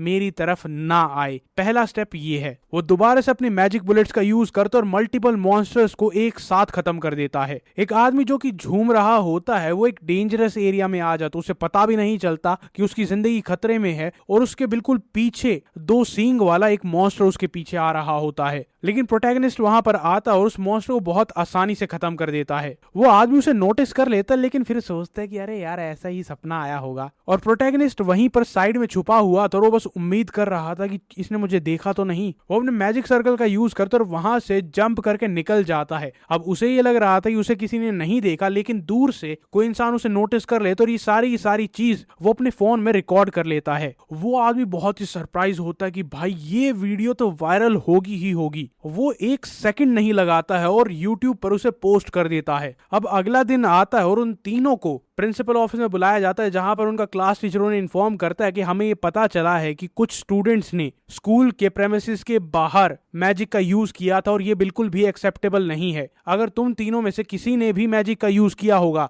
तो उसे यहीं के यहीं सस्पेंड कर दिया जाएगा। और टीचर उन्हें एक मौका देता है कि अपने आप को एक्सप्लेन करो। टडानो सबसे पहले बोलता है और कहता है कि सारी इसकी गलती थी, कुसनागी की वजह से हमें मैजिक यूज करना पड़ा था और यही हम पर हमला करने के लिए वहां पर आया था, इसलिए हमने मैजिक का यूज किया था, हम अपने आप को डिफेंड कर रहे थे। और कुसनागी को सबसे पहली बात तो ये अमेजिंग लगती है कि भाई कितनी आराम से झूठ बोल लेता है तू। और फिर उसे लगता है कि यार अब मेरे पास कोई ऑप्शन नहीं है, अब तो मुझे अपने आप को डिफेंड करना ही पड़ेगा। और अब जब वो अपना मुंह खोलने ही वाला होता है तभी मिजुहा वहां पर बोलने लग जाती है कि सर ये झूठ बोल रहा है, ये सब सारे मिलकर एक साथ कुसनागी को बुली कर रहे थे। जिन्होंने मल्टीपल फायर मैजिक्स का यूज किया था वो भी सिर्फ एक इस हेल्पलेस लड़के पर। अब वो टीचर सारी बातें सुनता है और उन्हें ये बात पता चल जाती है कि कुसनागी ने भी मैजिक का यूज किया था। लेकिन वो कहती है कि उसके पास कोई ऑप्शन नहीं था, वो बस और बस सेल्फ डिफेंस था। अगर वो इतनी सारी मैजिक बॉल फायर कर रहे हैं तो कम से कम डिफेंड तो करेगा ही। और कुसनागी हैरान हो जाता है कि भाई ये लड़की भी बहुत जोरदार बोलती है। लेकिन उसके बाद टडानो दोबारा से झूठ बोलने लग जाता है कि हम भी बस सेल्फ डिफेंस ही कर रहे थे। लेकिन मिजुआ उसे कहती है कि अपना मुंह बंद रखो, तुम झूठ बोल रहे हो, तुम क्लियरली उसे वहां पर परेशान कर रहे थे, तुम्हारा कोई सेल्फ डिफेंस नहीं था। और अब वो बिल्कुल उसकी तरफ देखकर उस पर चिल्लाने लग जाते कि तुम एक घटिया लूजर आदमी हो, कि तुम अपने ही क्लासमेट को बुली करते हो और ऊपर से झूठ बोलते हो। अब मुझे ये नहीं पता कि तुम्हें ये कहानी कैसी लगी, लेकिन मेरे को ये रिकॉर्ड करने में बहुत मजे आ रहे हैं। अगर यूट्यूब ना होता तो मैं 2-3 गालियां और ऐड करता। और उसके बाद टडानो कहने लग जाता है कि ये लूजर है, ये स्कूल में रहना डिजर्व ही नहीं करता है। और वो अपने एक्शन को जस्टिफाई करने लग जाता है और कहता है कि मैं तो बस कचरे को स्कूल से हटा रहा था, मैं तुम सब पर एक फेवर कर रहा था। क्या तुम्हें ये अच्छा लगता है कि ये लूजर, ये दुनिया में जो ऑक्सीजन की बर्बादी है, ये हमारे साथ ही स्कूल में हमारी क्लास में बैठता है? लेकिन मिजुआ क्लियर कर देती है कि तुम्हें शायद थोड़ी सी कोई दिक्कत है, अपना दिमाग चेक करवाओ, कचरा वो नहीं, कचरा तुम हो और तुम्हारे दिमाग में है। लेकिन टडानो जो कि अभी भी बहुत ज्यादा एरोगेंट होता है, वो कहता है कि मैं टॉप ऑफ द क्लास में आता हूँ, तुम्हारे साथ में खड़े रहने के सिर्फ मैं ही लायक हूँ, और कुसनागी तुम्हारे साथ खड़ा होना तो बिल्कुल डिजर्व नहीं करता है। और मिजुहा को समझ नहीं आता कि तुम क्या बकवास कर रहे हो। और अब टडानो बहुत ज्यादा डेस्परेट हो जाता है और कहता है कि अपनी आंखें खोलो, कुसनागी से बात मत करो, मेरे साथ आ जाओ, मेरी गर्लफ्रेंड बन जाओ। और ये सुनकर तो सब लोग पागल हो जाते कि तू बेवकूफ है, तू क्या कह रहा है। और उसके चेहरे पर डिस्गस्ट दिख रही थी। मिजुआ कहती है कि अपना मुंह बंद रख। और टडानो उस रिजेक्शन को झेल नहीं पाता और वो हैरान हो जाता है। और तो वो दोबारा से उसे कहती कि तू बेवकूफ है, तू इतनी वियर्ड सिचुएशन में कन्फेस कर रहा है, और तो तू इतना वायलेंट है, मुझे तू बिल्कुल पसंद नहीं है। अब कुसनागी टडानो की तरफ देखता और सोचता है कि यार मुझे पता है कि तुम इसे नापसंद करती थी, लेकिन कुछ ज्यादा ही कर दिया। और टडानो जो कि इस रिजेक्शन को बर्दाश्त नहीं कर पाता, वो वहीं पर बेहोश हो जाता है। अब जब ये बात क्लियर हो जाती है कि कुसनागी सिर्फ और सिर्फ अपने आप को डिफेंड कर रहा था और यहाँ पर बुरे इंसान टडानो और उसका पूरा ग्रुप है, तो प्रिंसिपल ये क्लियर कर देता है कि हमें ऐसे स्टूडेंट्स की कोई जरूरत नहीं है जो कि मैजिक का यूज करते हैं अपनी सेल्फिश नीड्स के लिए और दूसरों को हार्म करते हैं। वो टडानो और उसके सारे ग्रुप को वहीं पर रस्टिकेट कर देते हैं। अब टडानो के दोस्त कहने लग जाते हैं कि हम तो बस वही कर रहे थे जो ये हमें कह रहा था। उसके बाद प्रिंसिपल कुसनागी और मिजुहा को वहां से जाने के लिए कहता है कि तुम अपनी क्लास ज्वाइन कर सकते हो। और मिजुहा जब बाहर जाती हो तब भी गुस्से से पागल हो रही होती है कि टडानो सबसे घटिया आदमी है, उसने सोचा भी कैसे। लेकिन कुसनागी बहुत ज्यादा चिल होता है और वो कहता है कि अब क्या होगा, वो तो रेस्टिकेट हो गए हैं। और वो एक्सप्लेन करती है कि अब दुनिया में कोई चांस नहीं है कि वो मजिशियंस बन पाएंगे। लेकिन उसके बाद वो कुसनागी पर ही गुस्सा हो जाते और कहती है कि तुमने अपने लिए कुछ बोला क्यों नहीं। और कुसनागी कहता है कि मैं बोलने वाला था अगर तुम मुझे चांस देती। लेकिन फिर वो कहता है कि एक सेकंड रुको, और उससे पूछती है कि क्या हुआ। और कुसनागी कहता है कि तुमने मेरी बहुत बार मदद की है, जब क्लास में मेरी फाइट हो रही थी तब, उससे पहले भी एक बार, ग्राउंड में भी, और आज भी। उसे गुड गर्ल कहता है, जिसकी वजह से मिजुहा बहुत ज्यादा शर्माने लग जाती है, अपना चेहरे को कवर करती है और कहती है मैं क्लास में जा रही हूँ। और उसके बाद कुसनागी सोचता है कि यार जिसका ये शरीर था, क्या वो सच में कार एक्सीडेंट में मारा गया था या फिर वो बुलिंग की वजह से गया था। अब उसे नहीं पता था कि ऐसा क्यों हुआ था, लेकिन वो खुश था कि एटलीस्ट जिन लोगों ने कुसनागी को बुली किया था उन्हें अब उनकी सजा मिल रही है। उसके बाद प्रिंसिपल 2 सीनियर स्टूडेंट्स को वहां पर बुलाते और बताते हैं कि रिसेंटली हमारे पास एक कंप्लेन आई थी कि स्टूडेंट्स ने स्कूल प्रेमिसेस के बाहर मैजिक यूज किया था, लेकिन लकीली कोई भी हर्ट नहीं हुआ था, सब कुछ ठीक है। लेकिन वहां पर एक लड़की होती है, वो कहती है कि अगर सब कुछ ठीक है तो मुझे यहाँ पर क्यों बुलाया गया है। और प्रिंसिपल उसे बताते हैं कि उनमें से एक स्टूडेंट जो इन्वॉल्व थी उसका नाम है युइका मिजुहा, यानी तुम्हारी छोटी बहन। वो समझ जाती है कि उसे क्यों बुलाया गया था। वो प्रिंसिपल को थैंक यू बोलती है मुझे बताने के लिए, और प्रिंसिपल कहते हैं कि अपने फादर को मेरी तरफ से हेलो बोलना। और वो कहती है कि बिल्कुल, वैसे भी हमारी फैमिली बहुत ज्यादा इंटरेस्टेड है स्कूल में इन्वेस्ट करने के लिए। उसके बाद वो वहां से चली जाती है। और उस टाइम पर प्रिंसिपल एक बात सोचने लग जाते हैं, क्या कुसनागी बहुत ज्यादा स्ट्रॉन्ग स्टूडेंट है, क्योंकि एक साथ इतने सारे लोगों को हराना कोई नॉर्मल बात नहीं होती है। और वो दोनों स्टूडेंट भी यही सोच रहे होते हैं। उनमें से जो लड़का होता है वो सोचता है क्या कुसनागी हमसे स्ट्रॉन्ग होगा, लेकिन वो लड़की लड़की कहती कि ऐसा हो ही नहीं सकता, मैं एक नोबल फैमिली से आती हूँ, वो मुझसे ज्यादा स्ट्रांग हो ही नहीं सकता। लेकिन वो लड़का बहुत ज्यादा क्यूरियस होता है और कहता है कि मुझे उससे मिलना है, एक बार तो मुझे खुद देखना है कि वो कितना स्ट्रांग है। इस लड़की का नाम है रुइका और इस लड़के का नाम है रियूची। और इसके बाद कुसनागी सोचता है कि यार मेरी लाइफ दोबारा से बोरिंग हो गई है, अब सारे बुलीज तो चले गए हैं। उसके बाद वो कुछ स्टूडेंट्स को बात करते हुए सुनता है ब्लैक मेज के बारे में और कुसनागी सोचते क्या ये ब्लैक मेज वही है जो नोबल्स के बारे में बात हो रही थी, ये कौन है। लेकिन फिर वो सोचता है कि अरे छोड़ो बाद में देखता हूँ यार, अगर कुछ जरूरी होगा तो बाद में देखा जाएगा।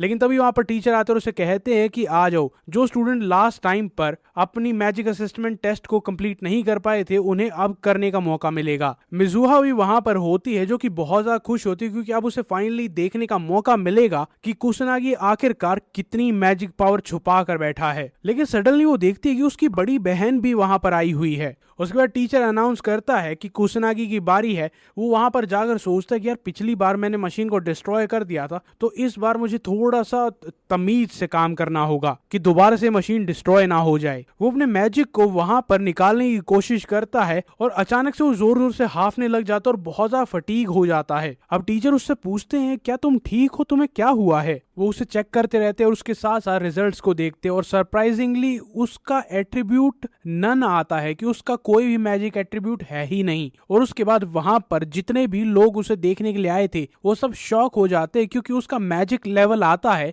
100, सिर्फ और सिर्फ 100, जिससे रूका के चेहरे पर एक स्माइल आ जाती है। और वहां पर दो स्टूडेंट्स आपस में बात करने लग जाते हैं कि यार हमारे पूरे बैच में इसकी मैजिक पावर सबसे ज्यादा कम है और उसे यूजलेस लेबल कर देते हैं और कहते हैं यार इसके पास ना मैजिक पावर है ना ही कोई एट्रीब्यूट है, किसी काम का नहीं है। और रियूची सोचता है कि हमने प्रिंसिपल से जो कहानी सुनी थी कि इसने एक साथ इतने सारे बुलीज को अपने आप ही हरा दिया था, वो कहानी झूठी होगी। रूका बहुत ज्यादा डिसअपॉइंटेड होती है और वहां से जाने लगती है क्योंकि उनके पास अब यहाँ पर रहने का कोई रीजन नहीं है। जिसे वो देखने के लिए आए थे वो तो यूजलेस निकला। स्टूडेंट्स ये नोटिस करते हैं कि कुसनागी बस इस टेस्ट को देने से ही थक गया है। दूसरा इंसान कहता है कि यार इसकी मैजिक पावर इतनी कम है, इतने में तो थक ही जाएगा। अब टीचर उसे कंफर्ट करने की कोशिश करते हैं और कहते हैं कि मैजिक पावर सबसे इंपॉर्टेंट चीज नहीं होती है, जिंदगी में और भी चीजें मैटर करती हैं। लेकिन मिजुहा को अपनी आंखों पर यकीन नहीं होता है क्योंकि उसे क्लियरली याद है कि इसी इंसान ने एक डीमन सोल्जर को हराया था। इसकी मैजिक पावर 100 नहीं हो सकती। और तो इसने दो मैजिक एट्रीब्यूट्स को एक साथ यूज किया था, फायर को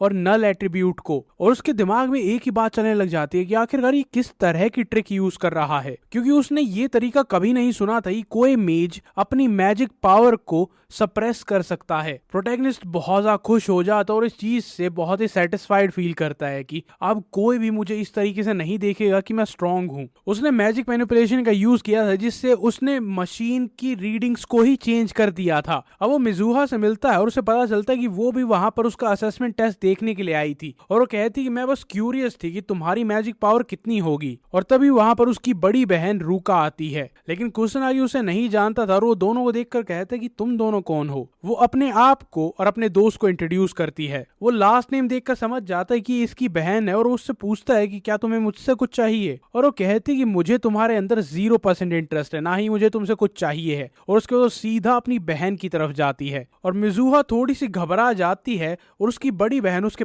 पास आकर कहती कि तुम कितनी बेशरम हो, तुम कुछ बुलीज के सामने जीत नहीं पाई और तुम्हें बचाने वाला ये लूजर था जिसकी मैजिक पावर 100 है। और वो अपनी बहन से कंफर्म करने के लिए कहती है क्या मैं जो कह रही हूँ वो सच बात है। मिजुहा कहती है कि हाँ तुमने जो कहा है वो सच है। और वो मिजुहा को कहती है कि तू अकेडमी ही क्विट कर दे, तू यहाँ पर क्यों है, तू हमारी फैमिली नेम खराब कर रही है। और मिजुहा को समझ नहीं आता कि तुम ये सारी बकवास क्यों कर रही हो, और वो भी अचानक से। और उसकी बड़ी बहन उसे याद दिलाती है कि हमने आज तक जब कभी भी कम्पीट किया है तुमने एक बार भी मुझे नहीं हराया है। अब चाहे वो एकेडमिक रिजल्ट्स हो, स्पोर्ट्स हो, मैजिक पावर हो, मैजिक यूजेज हो, तुम हर एक बार हारती हो। और बड़ी बहन रूका ये सोचती है कि तुम एक मेज बनने के लायक नहीं हो। और उसे ये लगता है कि इस टाइम पर मिजुहा को ये एकेडमी छोड़कर कोई नॉर्मल स्कूल ज्वाइन कर लेना चाहिए जहां पर उनकी फैमिली की कम बदनामी हो। अब मिजुहा वहां पर रोने लग जाती है और कुछ बोल नहीं पाती, लेकिन उसकी बड़ी बहन उससे कहती है क्या तुम्हें मेरी बात समझ में आई। और वो रोते रोते बस हाँ कह देती है। कुसनागी फाइनली बीच में इंटरप्ट करता और कहता है कि तुम बहुत ज्यादा एरोगेंट हो और वो बहुत ही कोल्ड एक्सप्रेशन के साथ उसे कहती है कि आई एम सॉरी, एक बार दोबारा से रिपीट करना, क्या कहा तुमने?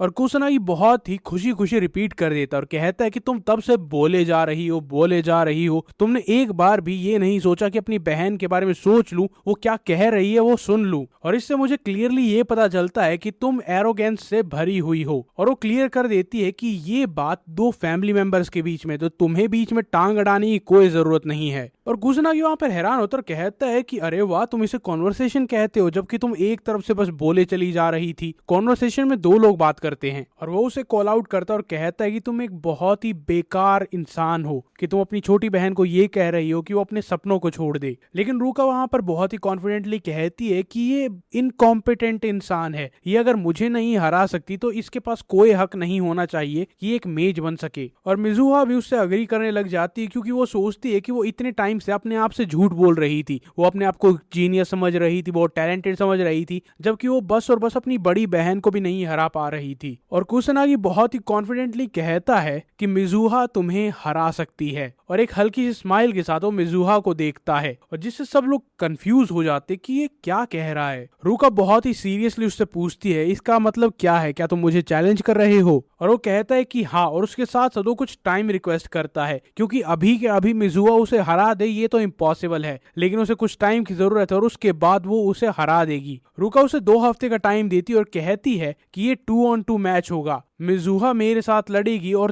तुम रियूची के साथ लड़ोगे। अब कुसुनागी ये सुनकर हैरान होता है कि मुझे भी फाइट करना पड़ेगा, लेकिन वो अग्री कर लेता है। और वो मिजुहा से पूछता है कि तुम इसे हरा सकती हो, लेकिन क्या तुम ये सब कुछ करने के लिए तैयार हो, वो भी एक स्माइल के साथ। और मिजुहा हंसते हंसते कहती है कि हाँ, मैं कर सकती हूँ। अब उसके अंदर हिम्मत आ जाती है। और उसके बाद कुसुनागी कहता है कि अगर हम तुम्हें हरा देते हैं तो इस मैटर को दोबारा कभी मत लेकर आना। और रूका कहती है कि अगर हम जीतते हैं तो इसे ये अकेडमी छोड़कर जाना होगा। और वहां से जाते वक्त वो कहती है कि मैं होल्ड बैक नहीं करूंगी, इसीलिए अपनी तैयारी कर लो। उसके बाद वो दोनों टेरेस पर मिलते हैं, जहां पर मिजुहा उसे कहती है कि प्लीज मुझे सिखाओ कि मैजिक को इम्प्रूव कैसे करते हैं ताकि मैं उसके खिलाफ जीत सकूं। और कुसुनागी कहता है कि क्या तुम श्योर हो कि तुम्हें मुझसे सीखना है, क्योंकि मेरी मैजिक पावर बस और बस 100 थी। वो उसके बातों में नहीं आती है, क्योंकि वो कहती है कि मुझे पहले से पता है कि तुम्हारा पावर लेवल कहीं ज्यादा है, तुम उसे छुपा रहे हो। और कुसुनागी नोटिस करते हैं यार, इस टाइम पर ये मान नहीं रही है, मैंने बहुत बहाने लगाए लेकिन ये अभी भी उसी बात पर अड़ी हुई है कि मैं ताकतवर हूँ। और उससे कहती है कि मुझे पता है कि तुमने मेरी बहन को चैलेंज इसीलिए किया था क्योंकि तुम्हें पता है कि मैं इंप्रूव कर सकती हूँ,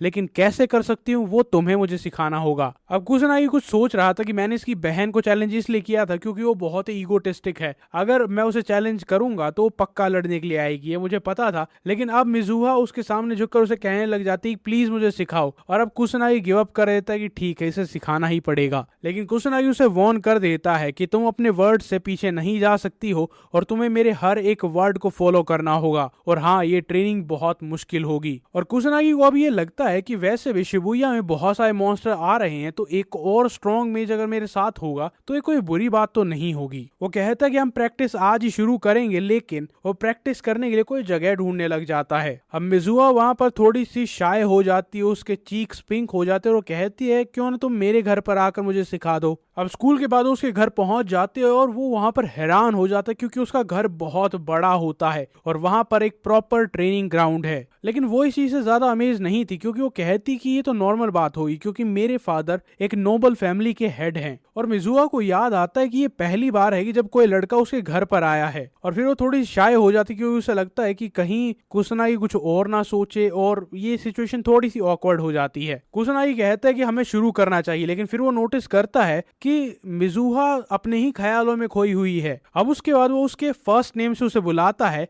युइका, लेकिन वो सुनकर वो हैरान हो जाती है। लेकिन कुसुनागी कहता है कि तुम्हारा और तुम्हारी बहन का दोनों का सरनेम मिजुहा है, तो मैं फर्स्ट नेम से बुलाऊं तो कंफ्यूजन नहीं होगी। और ये सुनकर वो थोड़ी डिसअपॉइंट हो जाती है। लेकिन कुसुनागी उससे पूछता है कि अगर तुम्हारे दिमाग में कोई और निकनेम है तो तुम वो बता सकती हो, लेकिन वो कहती कि नहीं, तुम युइका ही बुलाओ। अब वो पहला सवाल पूछता है कि मैजिक क्या होता है, और वो बताती है कि एनर्जी होती है जो तुम्हारी बॉडी के अंदर होती है और इसी एनर्जी से तुम मैजिक परफॉर्म कर सकते हो। उसके बाद वो उससे इनकेंटेशन के बारे में पूछता है और वो बताती है कि ये एक प्रोग्राम की तरह होता है जिससे मैजिक सीधा एक अटैक में बदल जाता है। उसके बाद वो पूछता है कि क्या कोई ऐसा तरीका होता है जिससे एक इंसान की मैजिक पावर को बढ़ाया जा सके, लेकिन वो कहती है कि नहीं, ऐसा कोई तरीका नहीं होता, और कहती है कि मैजिक पावर तुम्हारे बर्थ से ही डिसाइड हो जाती है और एक एज के बाद तो बढ़ना भी बंद हो जाती है। अब यूइका अपने आप पर बहुत ज्यादा प्राउड फील करती है कि उसने सारे सवालों के जवाब दे दिए और वो भी बहुत ही कॉन्फिडेंटली, लेकिन कुसनागी उसे बताता है कि तुम्हारे सारे के सारे जवाब गलत हैं। अब वो बहुत ज्यादा इमोशनल हो जाती है, उसकी आंखों में आंसू आ जाते हैं और वो कहती है कि तुम्हारा मतलब क्या है, मैं बेवकूफ हूँ? और कुसनागी अपना माथा पकड़ लेता है कि यार आजकल के मेजेस कितने ज्यादा बेवकूफ होते हैं और इसमें इसकी भी गलती नहीं है, इसे जो सिखाया गया है ये वही बोल रही है। और उसके बाद कुसनागी एक्सप्लेन करना शुरू करता है कि मैजिक पावर सिर्फ और सिर्फ तुम्हारे शरीर में नहीं होती है, वो नेचर में भी होती है, तुम्हारे आसपास भी होती है, वो हर जगह प्रेजेंट होती है। और इनकेंटेशन एक बैकअप होता है जो कि स्पेल्स को कास्ट करने के लिए यूज होता है, और मैजिक पावर को इंक्रीज करना भी पॉसिबल है। वो उसके वर्ड्स पर यकीन नहीं करती और कहती कि तुम झूठ बोल रहे हो, तुम्हारा हर एक वर्ड झूठ है, क्योंकि जो कुछ भी तुमने अभी कहा है वो सब कुछ अकेडमी के रूल्स के खिलाफ जाता है। और अगर तुम्हारी बातें सच हैं तो मैजिक क्राफ्ट अकेडमी ही ऊपर नीचे हो जाएगी, क्योंकि उसके प्रिंसिपल ही इस चीज पर बेस्ड हैं। और कुसनागी कहता है कि मुझे इस चीज से कोई फर्क नहीं पड़ता कि अकेडमी क्या कहती है, आजकल के मेजेस क्या कहते हैं, लेकिन इन 2 हफ्तों की ट्रेनिंग में मैं तुम्हें यही चीजें सिखाऊंगा कि तुम अपनी मैजिक पावर को इंक्रीज कैसे कर सकती हो। लेकिन क्या वो ये कर पाएगा? एपिसोड 4 अगर कमेंट करोगे नेक्स्ट पार्ट तो अगला एपिसोड लेकर आऊंगा। कुसनागी उसे बैठने के लिए कहता है और उसके बाद कहता है कि मुझे बताना जब तुम्हें फील हो, क्योंकि मैं अपना मैना तुम्हारे अंदर चैनल करने वाला हूँ, और तुम्हें तभी बताना होगा जब तुम्हें वो मैना फील होने लग जाए। और वो ये जानकर सरप्राइज होती है कि ये भी एक तरीका होता है मैजिक को सेंस करने का। और कुसनागी उसे कहते हैं कि अगर तुम इसे फील नहीं कर पाती हो तो तुम्हारा स्ट्रॉन्ग बनना इम्पॉसिबल होगा। उसे आंखें बंद करने के लिए कहता है और उसके बाद अपना ऑरा अनलीश करता है और अपना सारा का सारा मैना उसके अंदर डालने लग जाता है। वो धीरे धीरे उसकी क्वांटिटी को इंक्रीज करता है, लेकिन वो तब भी उसे फील नहीं कर पाती और वो बहुत ज्यादा मैना इन्फ्यूज कर रहा था। वो और ज्यादा मैना रिलीज करता और वो यही सोच रहा था कि यार तू इतना ज्यादा मैना कैसे फील नहीं कर सकती। फाइनली उसे कुछ महसूस होता है और वो कहती है कि मुझे मेरी कमर थोड़ी गर्म लग रही थी। अब कुसनागी उसे बताता है कि इसे मैजिक पावर परसेप्शन कहते हैं। और अब उसे समझ में आता है कि कुसनागी पहले क्या कहने की कोशिश कर रहा था, कैसे एक दूसरे इंसान के मैजिक को फील किया जा सकता है। और कुसनागी उसे कहता है कि इस सेंसेशन को हमेशा याद रखना, क्योंकि ये बहुत ज्यादा इंपॉर्टेंट होगी आगे जाकर, और इसी के बाद तुम मैजिक को अपने आसपास अपने सराउंडिंग में डिटेक्ट कर पाओगी। और कुसनागी उसे कहता है कि अब ये हमारे आसपास हर जगह मौजूद है, सबसे पहला स्टेप होगा तुम्हें नेचर में मैना को फील करना सीखना होगा। वो बहुत ही कॉन्फिडेंटली उसकी तरफ देखती है और कहती है मैं बहुत जल्दी इस चीज को मास्टर कर लूंगी, क्योंकि मैं मिजुहा फैमिली की सेकंड डॉटर हूँ। लेकिन कुसनागी को बहुत ज्यादा डाउट होता है कि तुम ऐसा कुछ कर भी पाओगी। वो अपने मन ही मन सोचता है कि मैंने इतना ज्यादा मैना इन्फ्यूज किया तब जाकर तुझे कुछ महसूस हुआ था, और वो भी अपने मन ही मन इस चीज को एक्सेप्ट करने लग जाता है कि शायद ये मेज बनने के लिए सूटेड नहीं है। अब एक हफ्ता चला जाता और यूइका वहां पर रोने लग जाती कि मैं अभी भी मैना को सेंस नहीं कर पा रही हूँ। ये बहुत ही ज्यादा बड़ा लेट डाउन होता है और प्रोटैगनिस्ट वहां पर बहुत ज्यादा डिसअपॉइंट होता है कि यार ये बेसिक सी चीज है। लेकिन ये बातें वो अपने मन में ही रखता, वो सोचता कि यार एक हफ्ते में इतनी बेसिक सी चीज तुम नहीं सीख पा रही हो तो तुम आगे क्या करोगी। लेकिन फिर उसे लगता है कि ऐसा भी हो सकता है कि ये कॉन्सेप्ट इसे पहली बार पता चला है तो शायद इसकी अंडरस्टैंडिंग में थोड़ी सी कमी हो, इसलिए वो डिसाइड करता है कि वो दोबारा से अपना मैना उसके अंदर इन्फ्यूज करेगा ताकि उसे दोबारा से वो सेंसेशन याद आ सके। अब उसकी कमर पर दोबारा से हाथ रखता है और मैजिक को इन्फ्यूज करने लग जाता है। और उसके बाद वो उसे कहता है कि अपनी आंखें खोलो। वो बहुत ही हेजिटेंटली आंखें खोलती है, लेकिन सरप्राइज हो जाती है जब उसे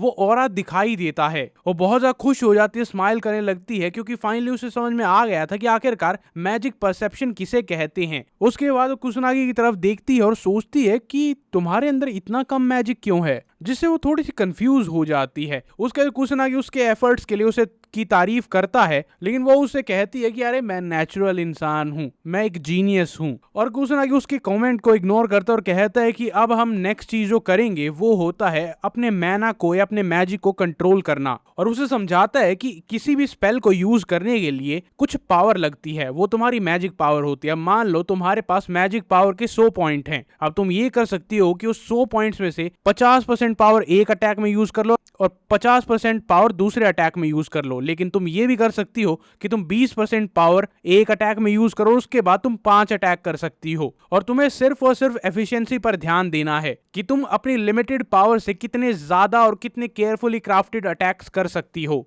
और तो तुम्हें हर बार अपनी मैजिक पावर को कंप्लीटली एग्जॉस्ट करना होगा, ताकि अगली बार तुम्हारी मैजिक पावर थोड़ी सी इंक्रीज हो जाए और ऐसे धीरे करते करते करते करते तुम अपनी मैजिक पावर को इंक्रीज कर सको। और कुछ ना ही कहता है कि अब जब तुम बेसिक सीख गई हो तो तुम मेरी इंस्ट्रक्शन को आराम से फॉलो कर पाओगी। और कुछ ना कुछ उसे दोबारा से एक बार ये कहता है कि मुझे पता है कि मैं जो तुम्हें सिखा रहा हूँ वो मैजिक एकेडमी से बिल्कुल ऑपोजिट है, लेकिन मुझे उस चीज से कोई फर्क नहीं पड़ता है। अगर तुम्हें इंप्रूव करना है तो तुम्हें मेरी बात माननी होगी। लेकिन वो कहती कि नहीं, अब मुझे तुम्हारी बात पर यकीन हो गया है। कुछ ना ये सुनकर खुश होता है, लेकिन अब वो कहता है कि अब हमारी ट्रेनिंग का नेक्स्ट स्टेज आ चुका है और उसे थोड़ा स्टेप बैक करने को कहता है, क्योंकि अब हम दोनों आपस में फाइट करेंगे जिससे तुम्हारी कॉम्बैट स्किल्स इंक्रीज हो सके। अब मिजुआ भी वहां पर लड़ने के लिए एक्साइटेड थी, क्योंकि वो उसकी असली पावर देखना चाहती थी। वो लेवल 1 एक्वा सॉर्सरी का यूज करती है बेसिक स्पेल यूज करने के लिए, लेकिन कुछ ना उसे बहुत आसानी से ब्लॉक कर देता है, वो भी सिर्फ और सिर्फ अपनी मैजिक शील्ड से। और ये देखकर मिजुआ थोड़ी सी सरप्राइज हो जाती है कि तुम ब्लॉक कैसे कर पा रहे हो। और कुसनागी बताता है कि मैंने लेवल 1 मैजिक का यूज किया है, बैरियर मैजिक का। और कुसनागी वहां पर बिल्कुल क्लियर कर देता कि अगर तुम इस वीक बैरियर को भी नहीं तोड़ पाती हो तो अपनी बहन के खिलाफ तुम कभी नहीं जीत पाओगी। अब वो थोड़ी डेस्परेट हो जाती है और आइस बुलेट्स वहां पर फायर करने लग जाती है, लेकिन कुसनागी मूव करता रहता है और उसे भी यही सलाह देता है कि तुम्हें अटैक करते वक्त मूव करते रहना है। अगर तुम वहीं पर खड़ी रहोगी तो जल्दी ही हार जाओगी। वो और ज्यादा गुस्से में हो जाती है और ज्यादा अटैक करती है, लेकिन फाइनली वो एग्जॉस्ट होकर जमीन पर गिर जाती है। और कुसनागी उसे कहता है कि एक साथ इतने सारे मैजिक का यूज करना वो बिना किसी एफिशिएंसी के, ये बहुत ही बेकार बात है। मैंने तुम्हें पहले ही कहा था, तुम्हें ज्यादा से ज्यादा एफिशिएंट होना है। और तो उसे समझाता है कि अगर तुम एक अपने अटैक पावर को कंट्रोल करना सीख जाओगी तो तुम बिना इनकेंटेशन के स्पेल्स को यूज कर पाओगी। कुसनागी उसे कहता है कि मुझे ध्यान से देखना, मैं दिखाऊंगा कि तुम मैजिक कैसे यूज करती हो। वो फायरबॉल मैजिक का यूज करता है, वो 2 फायरबॉल दिखाता है। एक में वो दिखाता है कि वो कैसे यूज करती है, इसमें बहुत ज्यादा मैजिक पावर यूज होती है, और दूसरा दिखाता है कि वो कैसे यूज करता है और उसे डिफेंस समझाता है। और अब कुसनागी उसे कहता है कि तुम्हें इनकेंटेशन की बिल्कुल भी जरूरत नहीं होती है। उसे सारी चीजें एक्सप्लेन करता है और उसे समझ में आता है कि मैजिक स्पेल को यूज करने के लिए इनकेंटेशन की जरूरत नहीं है, बस उसे कंट्रोल करना सीखना होगा। और अब वो कहता है कि तुम्हारा पहला काम अब ये होगा, और इससे उसका मैजिक क्राफ्ट बहुत ज्यादा सिंपल हो जाएगा। अब उसे कहता है कि खड़ी हो जाओ और दोबारा से फाइट करो। कहती है बहुत जल्दी, मैंने अभी अभी अपना सारा मैजिक यूज किया था। लेकिन कुसनागी एक बहुत ही कोल्ड एक्सप्रेशन के साथ कहता है कि अगर तुम अभी कभी खड़ी नहीं होगी तो तुम कभी नहीं जीत पाओगी। और वो कहता है कि अगर तुम ढंग से ट्रेन नहीं करोगी तो ये सब कुछ मीनिंगलेस है। और दोबारा से फाइट करते हुए एग्जॉस्ट होकर जमीन पर गिर जाती है। कुसनागी उससे पूछता है क्या तुम ठीक हो? वो कोई जवाब नहीं देती है, लेकिन बदले में वो कहता है कि अब से हम हर रोज पूरा 1 हफ्ता ऐसे ही ट्रेन करेंगे। उसके बाद रात को दूसरे एरिया में जाता है जहां पर उसने मॉन्स्टर्स को सेंस किया था। वो वहां पर जाकर यही कोशिश करता है कि सारे के सारे मॉन्स्टर को खत्म कर दे, लेकिन जैसे ही वो अगले दिन आता है या सुबह आता है तो मॉन्स्टर दोबारा से वापस आ जाते हैं। और तभी वो नोटिस करता है कि एक मॉन्स्टर एक बच्चे पर हमला कर रहा हो, तो जल्दी से भागकर वहां पर जाता है और टाइम पर पहुंच भी जाता है और उस मॉन्स्टर को एक ही स्ट्राइक में खत्म करता है और उस बच्ची को बचा लेता है। और उस बच्चे से पूछता है क्या तुम ठीक हो? लेकिन उसे थैंक यू बोलने की बजाय वो बच्चा वहां पर फोन निकाल कर उसकी वीडियो बनाने लग जाता है। लेकिन कुसनागी वहां पर जल्दी से भाग जाता और सोचता है कि यार आजकल के इंसान कैसे हैं। उसने अपना ग्रेटिट्यूड शो नहीं किया, थैंक यू नहीं बोला, बस वीडियो लेने लग गया। और वो सोचता है कि आजकल के लोगों के साथ कुछ तो अजीब हो रहा है और डिसाइड करता है कि अगली बार से मैं अपना चेहरा पूरा कवर करूंगा। अब अगला दिन आता है, वो ट्रेन करते रहते हैं, लेकिन वो जल्दी ही एग्जॉस्ट होकर गिर जाती है। और कुसनागी उसे बहुत ही कोल्ड ट्रुथ बताता है कि तुम इंप्रूव कर रही हो लेकिन अपनी बहन के आसपास भी नहीं हो। अगर ऐसे ही चलता रहा तो तुम उसे जीत नहीं पाओगी, और अगर तुम गिव अप करना चाहती हो तो कोई बात नहीं, मैं समझ सकता हूं। लेकिन फिर वो खड़ी हो जाती है और कहती कि नहीं, मुझे मेरी पूरी जिंदगी मेरी बहन से कंपेयर किया गया है और बहुत बार कहा गया है कि तुम गिव अप कर दो, और बहुत बार मैंने गिव अप किया भी है, लेकिन मैं आज गिव अप नहीं करूंगी। लेकिन तब भी कुसनागी कहते कि अगर तुम ऐसे ही करती रहोगी तो तुम्हें गिव अप ही करना पड़ेगा। तो वो कहती कि तुम्हें और स्ट्रिक्ट ट्रेनिंग करवानी होगी। और कुसनागी कहता है कि ठीक है, मुझे बाद में ब्लेम मत करना, तुमने ही कहा था। अब उसका जो ट्रेनिंग करते हैं जहां पर कुसनागी उसे बहुत कुछ सिखाता है और दिन के बिल्कुल एंड में वो एग्जॉस्ट हो जाती है और कुसनागी उसे घर तक लेकर जाता है। अब कई दिन ऐसी ट्रेनिंग चलती है और फाइनली कुसनागी कहता है कि अब तुम अपनी बहन से लड़ने के लिए तैयार हो। वो जमीन पर लेट जाती है क्योंकि वो बहुत ज्यादा खुश होती है और कुसनागी उसे कहता है कि तुमने बहुत ज्यादा मेहनत की है। अब फाइट वाला दिन आ जाता है जहां पर कुसनागी उससे एक आखिरी बार पूछता है क्या तुम तैयार हो। वो कहती है कि बिल्कुल। और तभी वहां पर बहुत सारे रिपोर्टर्स आ जाते हैं इस न्यूज को कवर करने के लिए। अपेरेंटली एक बहुत बड़ी बात थी क्योंकि वो कुछ ही नोबल हाउसेज हैं और उनके दो बच्चे आपस में compete कर रहे हों, ये बहुत बड़ी बात होती है। कुसनागी कंफ्यूज होता है और मिजुआ उसे सारी बातें बताती है और तब उसे लगता है कि यार दो स्टूडेंट आपस में लड़ रहे हैं, रिपोर्टर्स का यहाँ पर क्या काम है। आजकल के लोग बिल्कुल ही अजीब हो चुके हैं। अब वो अंदर अरीना में जाते और वहां पर जाकर कुसनागी और ज्यादा सरप्राइज हो जाता है कि यहाँ पर इतने सारे लोग आए हैं। और मिजुआ उसे बताती है कि स्टूडेंट्स रेयरली आपस में कभी भी एक दूसरे को चैलेंज करते हैं या फाइट करते हैं, तो ये सिर्फ एक चैलेंज नहीं है, ये एक इवेंट है। और कुसनागी सोचता है कि यार अगर ये एक दूसरे को चैलेंज नहीं करते हैं, फाइट नहीं करते हैं, तो ये सीखते कैसे हैं, तभी ये इतने कमजोर हो गए हैं। उसके बाद उन दोनों को ग्राउंड के बीच में बुलाया जाता है। अब सबसे पहले बारी थी युइका की और वो वहां पर जाने से पहले थोड़ी सी घबरा जाते हैं, लेकिन कुसनागी उसे थोड़े से वर्ड ऑफ एनकरेजमेंट कहता है जिससे उसके अंदर हिम्मत आती है और वो कहती है कि तुम सच में कमाल के इंसान और कमाल के टीचर हो। और अब वो पूरे कॉन्फिडेंस के साथ अपनी बहन से लड़ने के लिए जाती है। अब वो दोनों आमने सामने आती है और उसकी बड़ी बहन उसे कहती है कि तुम्हारी हिम्मत भी कैसे हुई, तुमने सोचा भी कैसे कि तुम मुझे हरा सकती हो। लेकिन वहां पर युइका मिजुआ उसे कहती है कि मैं तुम्हें डेफिनेटली हराऊंगी। और उसकी बड़ी बहन उसे देखकर कहती है कि तुम 2 हफ्तों में बदल तो गई हो। और युइका को भी बहुत अच्छे से पता था कि उसकी बड़ी बहन और उसके बीच में मैजिक पावर का बहुत ज्यादा डिफरेंस है, लेकिन तब वो वहां पर फाइट करना शुरू करते। वो दोनों ही लेवल 1 वाटर मैजिक का यूज करते हैं, जहां पर बेसिक ये होता है कि मेजिस को लड़ते लड़ते स्पेल कास्ट करते करते यहां वहां जाना होता ताकि वो अच्छे से कॉम्बैट कर सके। अब कुसनागी ये देखता है और उसे ये पता चल जाता है कि रूका जो कि बड़ी बहन है उसे ये सब कुछ पता है। अब उसने युका मिजुआ को भी ये सब कुछ सिखाया था, लेकिन वो इतनी ज्यादा टेंशन में होती है कि वो भूल जाती है। लेकिन फिर भी युका मिजुहा जो कि छोटी बहन होती है वो अपने आप को डिफेंड करने में, थोड़ा बहुत लड़ने में वहां पर कामयाब हो जाती है। और उसकी बड़ी बहन उसे देखकर कहती है कि तुम 2 हफ्ते में काफी इंप्रूव हो गई हो। जो सुनकर युका बहुत ज्यादा खुश होने लग जाती है, लेकिन उसकी बड़ी बहन उसे कहती है कि मैं तुम्हें बस कंपेयर कर रही थी, 2 हफ्ते पहले तुम कमजोर थी, अब थोड़ी कम कमजोर हो, मैं तुम्हारी तारीफ नहीं कर रही थी। अब उसकी बड़ी बहन लेवल 2 मैजिक का यूज करती है और एक पावरफुल अटैक उसकी तरफ थ्रो करती है और वो उसे ऑब्वियसली बर्दाश्त नहीं कर पाती और उड़ते हुए सीधा कुसनागी के साइड में जाकर गिरती है। और कुसनागी उसकी तरफ देखकर सोचता है कि ये एन्चेंटमेंट में काफी अच्छी हो गई है, इसने इंप्रूव कर लिया, लेकिन इसकी बहन कुछ ज्यादा ही ताकतवर है इसके कंपैरिजन में, मेरे नहीं। अब रूका वहां पर आती है और कहती है कि कुसनागी तुम कितने बेकार इंसान हो, तुम पहले तो इसे डिफेंड कर रहे थे, अब इसकी मदद भी नहीं कर रहे हो, ये जमीन पर गिरी हुई है। और कुसनागी कहता है कि मुझे इसे हेल्प करने की कोई जरूरत नहीं है। अब रूका जो कि बड़ी बहन थी वो हैरान हो जाती है कि क्या मतलब है तुम्हारा। और तभी उसकी छोटी बहन खड़ी हो जाती है और उसे सरप्राइज कर देती है कि इस अटैक के बाद भी वो सरवाइव कर पा रही है। और रूका को समझ नहीं आ रहा होता कि वो सरवाइव कैसे कर पा रही है, उसे अभी अभी लेवल 2 का एक अटैक लगा था। लेकिन युइका मिजुहा दोबारा से खड़ी होती है और कहती है कि मैं कभी भी गिव अप नहीं करूंगी, मेरी जिंदगी में मैजिक क्राफ्ट के अलावा और कुछ नहीं है और इस पर मैं कभी गिव अप नहीं कर सकती, मैं ये मैच जरूर जीतूंगी। वो दोबारा से उस पर आइस से अटैक करने लग जाती है, लेकिन उसकी बहन बहुत आसानी से उसे ब्लॉक कर देती है। वो अपनी जी जान लगा देती है अपनी बड़ी बहन के खिलाफ जीतने के लिए, लेकिन एंड में वो बिल्कुल एग्जॉस्ट हो जाती है और वहीं पर बेहोश हो जाती है। और उसके बाद वहां पर रेफरी अनाउंस करता है कि युइका मिजुहा ने अपनी सारी की सारी मैजिक पावर यूज कर ली है, इसीलिए विनर है रूका। अब युइका वहां पर उठने की कोशिश करती है कि वो कुछ कर पाए जिससे वो मैच जीत ले, लेकिन वो नहीं कर पाती है। अब कुसनागी वहां पर आता और कहता है कि रहने दो, क्योंकि ये बैटल मैजिक यूजेज की नहीं थी, तुम्हारे पास कितना ज्यादा मैजिक है उस चीज की थी और तुम उस चीज में हार चुकी हो। हालांकि तुमने बहुत इंप्रूव किया था, लेकिन तुम्हारी लिमिट यहीं तक थी। और उसकी बहन कहती है तुम एक फेलियर हो और तुम बिल्कुल टैलेंटलेस हो। और कुसनागी कहती है कि तुमने भी इस बात के बारे में सोचा होगा। और कुसनागी कहते हैं कि हाँ, तुम्हारी बहन टैलेंटलेस है, वो बहुत ज्यादा क्लमजी है, उसने अपनी प्रोग्रेस बहुत धीरे धीरे की है, लेकिन वो बहुत ज्यादा हार्ड वर्किंग है, वो हर रोज हर दिन हर सेकंड इसी चीज को प्रैक्टिस कर रही थी। लेकिन उसकी बड़ी बहन अभी भी डिसअपॉइंटेड होती है और वहां पर कुसनागी कहता है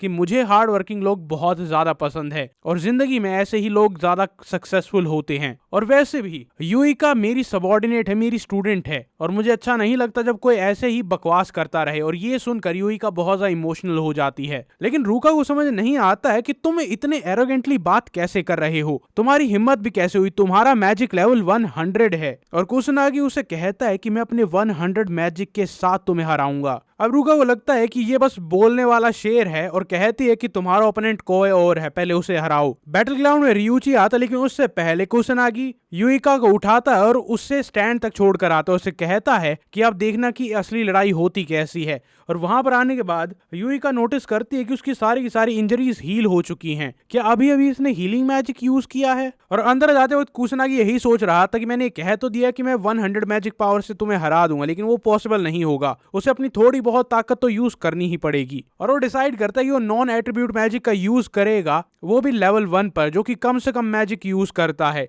और वो मैजिक बैरियर का यूज नहीं करेगा, तो उसे पता था कि अगर इस बार वो कोई गड़बड़ करता है तो इस बार वो मारा भी जा सकता है, क्योंकि बिना प्रोटेक्टिव बैरियर के कुछ भी हो सकता है। और इसी चीज को बहुत ज्यादा एक्साइटिंग और थ्रिलिंग सिचुएशन कहता है। और उसे मजा आ रहा था कि जहां पर जब तक रिस्क नहीं होता तब तक मजा नहीं आता। अब कुसुनागी वहां पर लड़ने के लिए तैयार था और कात्सुरागी रियूची उसे कहता है कि मैं होल्ड बैक नहीं करूंगा। और कुसुनागी कहता है कि होल्ड बैक तो मुझे करना पड़ेगा। अब लोग चीयर कर रहे थे और उनके लिए चिल्ला रहे थे। और वहां पर रियूची अपनी 8000 मैजिक पावर के मैजिक को एक्टिवेट करता है। कुसुनागी उसे नोटिस कर लेता है, लेकिन उसे ये कोई बड़ी बात नहीं लगती है। लेकिन फिर वो सोचता है कि मैं कम से कम मैजिक पावर का यूज करूंगा जो कि 100 के आसपास हो, तो ये सिचुएशन डेंजरस हो सकती है और इसीलिए मुझे कंसंट्रेट करना होगा। अब रियूची वहां पर सोचता है कि अब मुझे पता चल जाएगा तुमने उन सारे के सारे बुलीज को खुद हराया था या नहीं हराया था। वो मैजिक सर्कल से एक्टिवेट करता है और कहता है कि अगर तुम हार जाओ तो बुरा मत मानना। और जब वो अपनी मैजिक पावर अपने मैजिक सर्कल को यूज करने ही वाला होता, उसके माथे में कुछ लगता है और कुसुनागी बहुत ज्यादा डिसअपॉइंटेड होता और कहता है कि तुम बहुत ही ज्यादा स्लो हो। और ऑडियंस हैरान हो जाती कि ये मैच इतनी जल्दी खत्म हो गया और ये लड़का जीता है। ये सिचुएशन कंप्लीटली ऑपोजिट थी। अब वहां पर रेफरी अनाउंस करता है कि कुसुनागी फर्स्ट ईयर से जीत गया है। अब वहां पर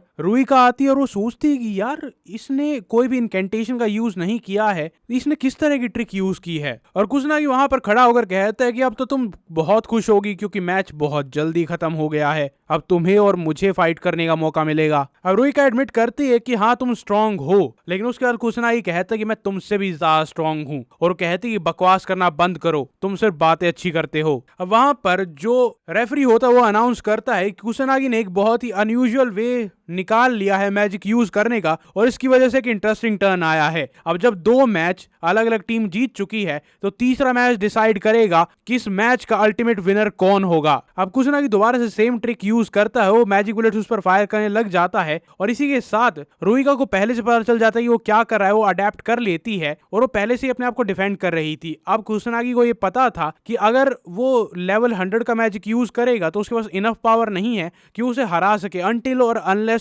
सीधा उसके माथे पर निशाना लगे, जो कि अब नहीं हो रहा है। लेकिन दूसरी तरफ रुइका बहुत ज्यादा हैरान थी कि मेरे इतने अटैक करने के बाद भी ये अनफेज्ड अनहार्म्ड कैसे खड़ा है। वो समझ जाती कि वो मैजिक कोई स्ट्रॉन्ग यूज नहीं कर रहा है, लेकिन अनहार्म्ड कैसे खड़ा है। और ऑडियंस तो इस बात से कंफ्यूज थी कि इतने सारे वाटर अटैक के बाद भी इसके कपड़े क्यों नहीं भीगे हैं। अब मिजुआ को भी पता होता है कि वो कुछ ना कुछ तो यूज कर रहा है, लेकिन बस वो खुश होती है कि एटलीस्ट वो अपने आप को बचा पा रहा है। अब रुइका दोबारा से उस पर बहुत सारी वाटर स्ट्रीम से अटैक करती है, लेकिन वो बहुत ही इंसेन स्पीड से उसे डिफ्लेक्ट कर देता है। और अब उसे समझ में आता है कि आखिरकार कुसुनागी क्या यूज कर रहा है, कैसे यूज कर रहा है। और रुइका को समझ में आता है कि एक मैजिक अटैक को दूसरे मैजिक अटैक से काउंटर किया जा सकता है, चाहे उनके बीच में लेवल का कितना भी डिफरेंस हो, बस यूज करने वाला बहुत ही ज्यादा स्किल्ड होना चाहिए। लेकिन रुइका इस बात से गुस्सा हो जाती है कि तुमने मेरे लेवल 1 अटैक को डॉज किया ठीक है, लेकिन लेवल 2 का स्पीड स्ट्रेंथ सब कुछ अलग होती है और मेरे लेवल 2 को कोई बर्दाश्त नहीं कर पाता है,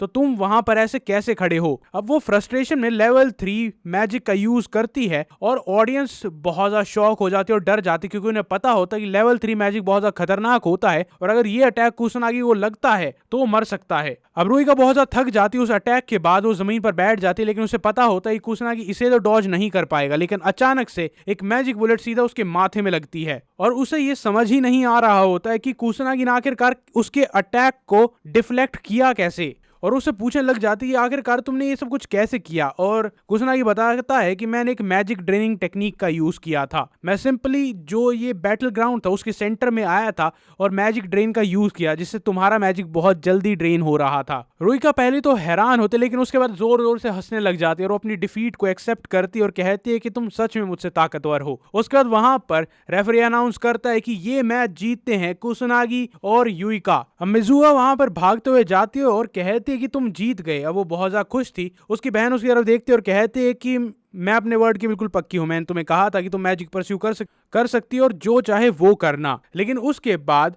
कुसुनागी कहता है कि जब तुम्हारी बहन हारी थी तो उसके वुंड्स बहुत ज्यादा डीप नहीं थे, इसका मतलब तुम अपनी पावर्स को होल्ड कर रही थी कि कहीं उसे चोट ना लग जाए। ये सुनकर बड़ी बहन रुइका थोड़ी सी एम्बैरेस हो जाती है और कहती है ऐसी कोई बात नहीं है। लेकिन उसके बाद युइका मिजुआ कहती है कि मैं आपसे पूरी प्रैक्टिस करूंगी और ताकतवर बनूंगी ताकि तुम्हें कभी भी मेरी चिंता करने की जरूरत ना पड़े।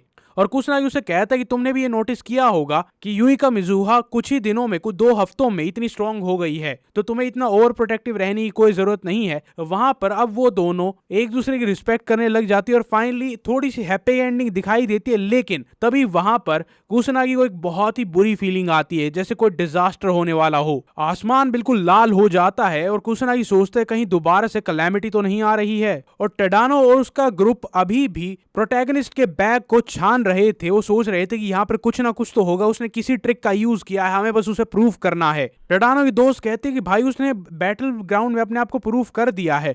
लेकिन टेडानो कहते हैं कि नहीं, उसने कुछ ना कुछ छिपाया होगा। वो बहुत ही डिलीजेंटली वहां पर ढूंढ रहा होता है, लेकिन उन्हें किताबों के अलावा कुछ नहीं मिलता। लेकिन उनमें से एक बुली बाहर की तरफ देखता है और वो बिल्कुल शॉक रह जाता है। टेडानो मुड़ता और कहता है क्या तुझे कुछ मिला? लेकिन जब वो लाल आसमान को देखते हैं वो सब डर जाते हैं। उनमें से एक कहता है कि कैलेमिटी हो रही है और टेडानो कहते कि अरे नहीं हो सकता, 50 साल पहले हुई थी। और बैटल ग्राउंड में सब लोग ऊपर की तरफ देख रहे होते हैं। टेडानो को बहुत बुरी फीलिंग आ रही होती है। वो सोचता कि मैं अचानक से इतना अबनॉर्मल मैजिक कैसे सेंस कर पा रहा हूँ। सब लोगों के चेहरे पर चिंता दिखाई देती है, कैमराज ऊपर की तरफ पॉइंट हो जाते हैं और वहां पर पैनिक शुरू हो जाता है। और कुसुनागी सोचने लग जाता है क्या ये बिल्कुल वैसा ही है जैसा मैंने शिंजुकू में महसूस किया था कल रात को, क्योंकि 50 साल पहले भी पहली कैलेमिटी जो शुरू हुई थी वो शिंजुकू से ही हुई थी। तभी वहां पर एक पोर्टल ओपन होता और मैजिकल बीस्ट वहां से आने लग जाते। वहां पर सिर्फ नॉर्मल मॉन्स्टर नहीं आते हैं बल्कि डीमन सोल्जर्स भी आते हैं। सब लोग वहां पर पैनिक करना शुरू करते और अब कोई डाउट नहीं था कि कैलेमिटी दोबारा से शुरू हो चुकी है, वो भी 50 साल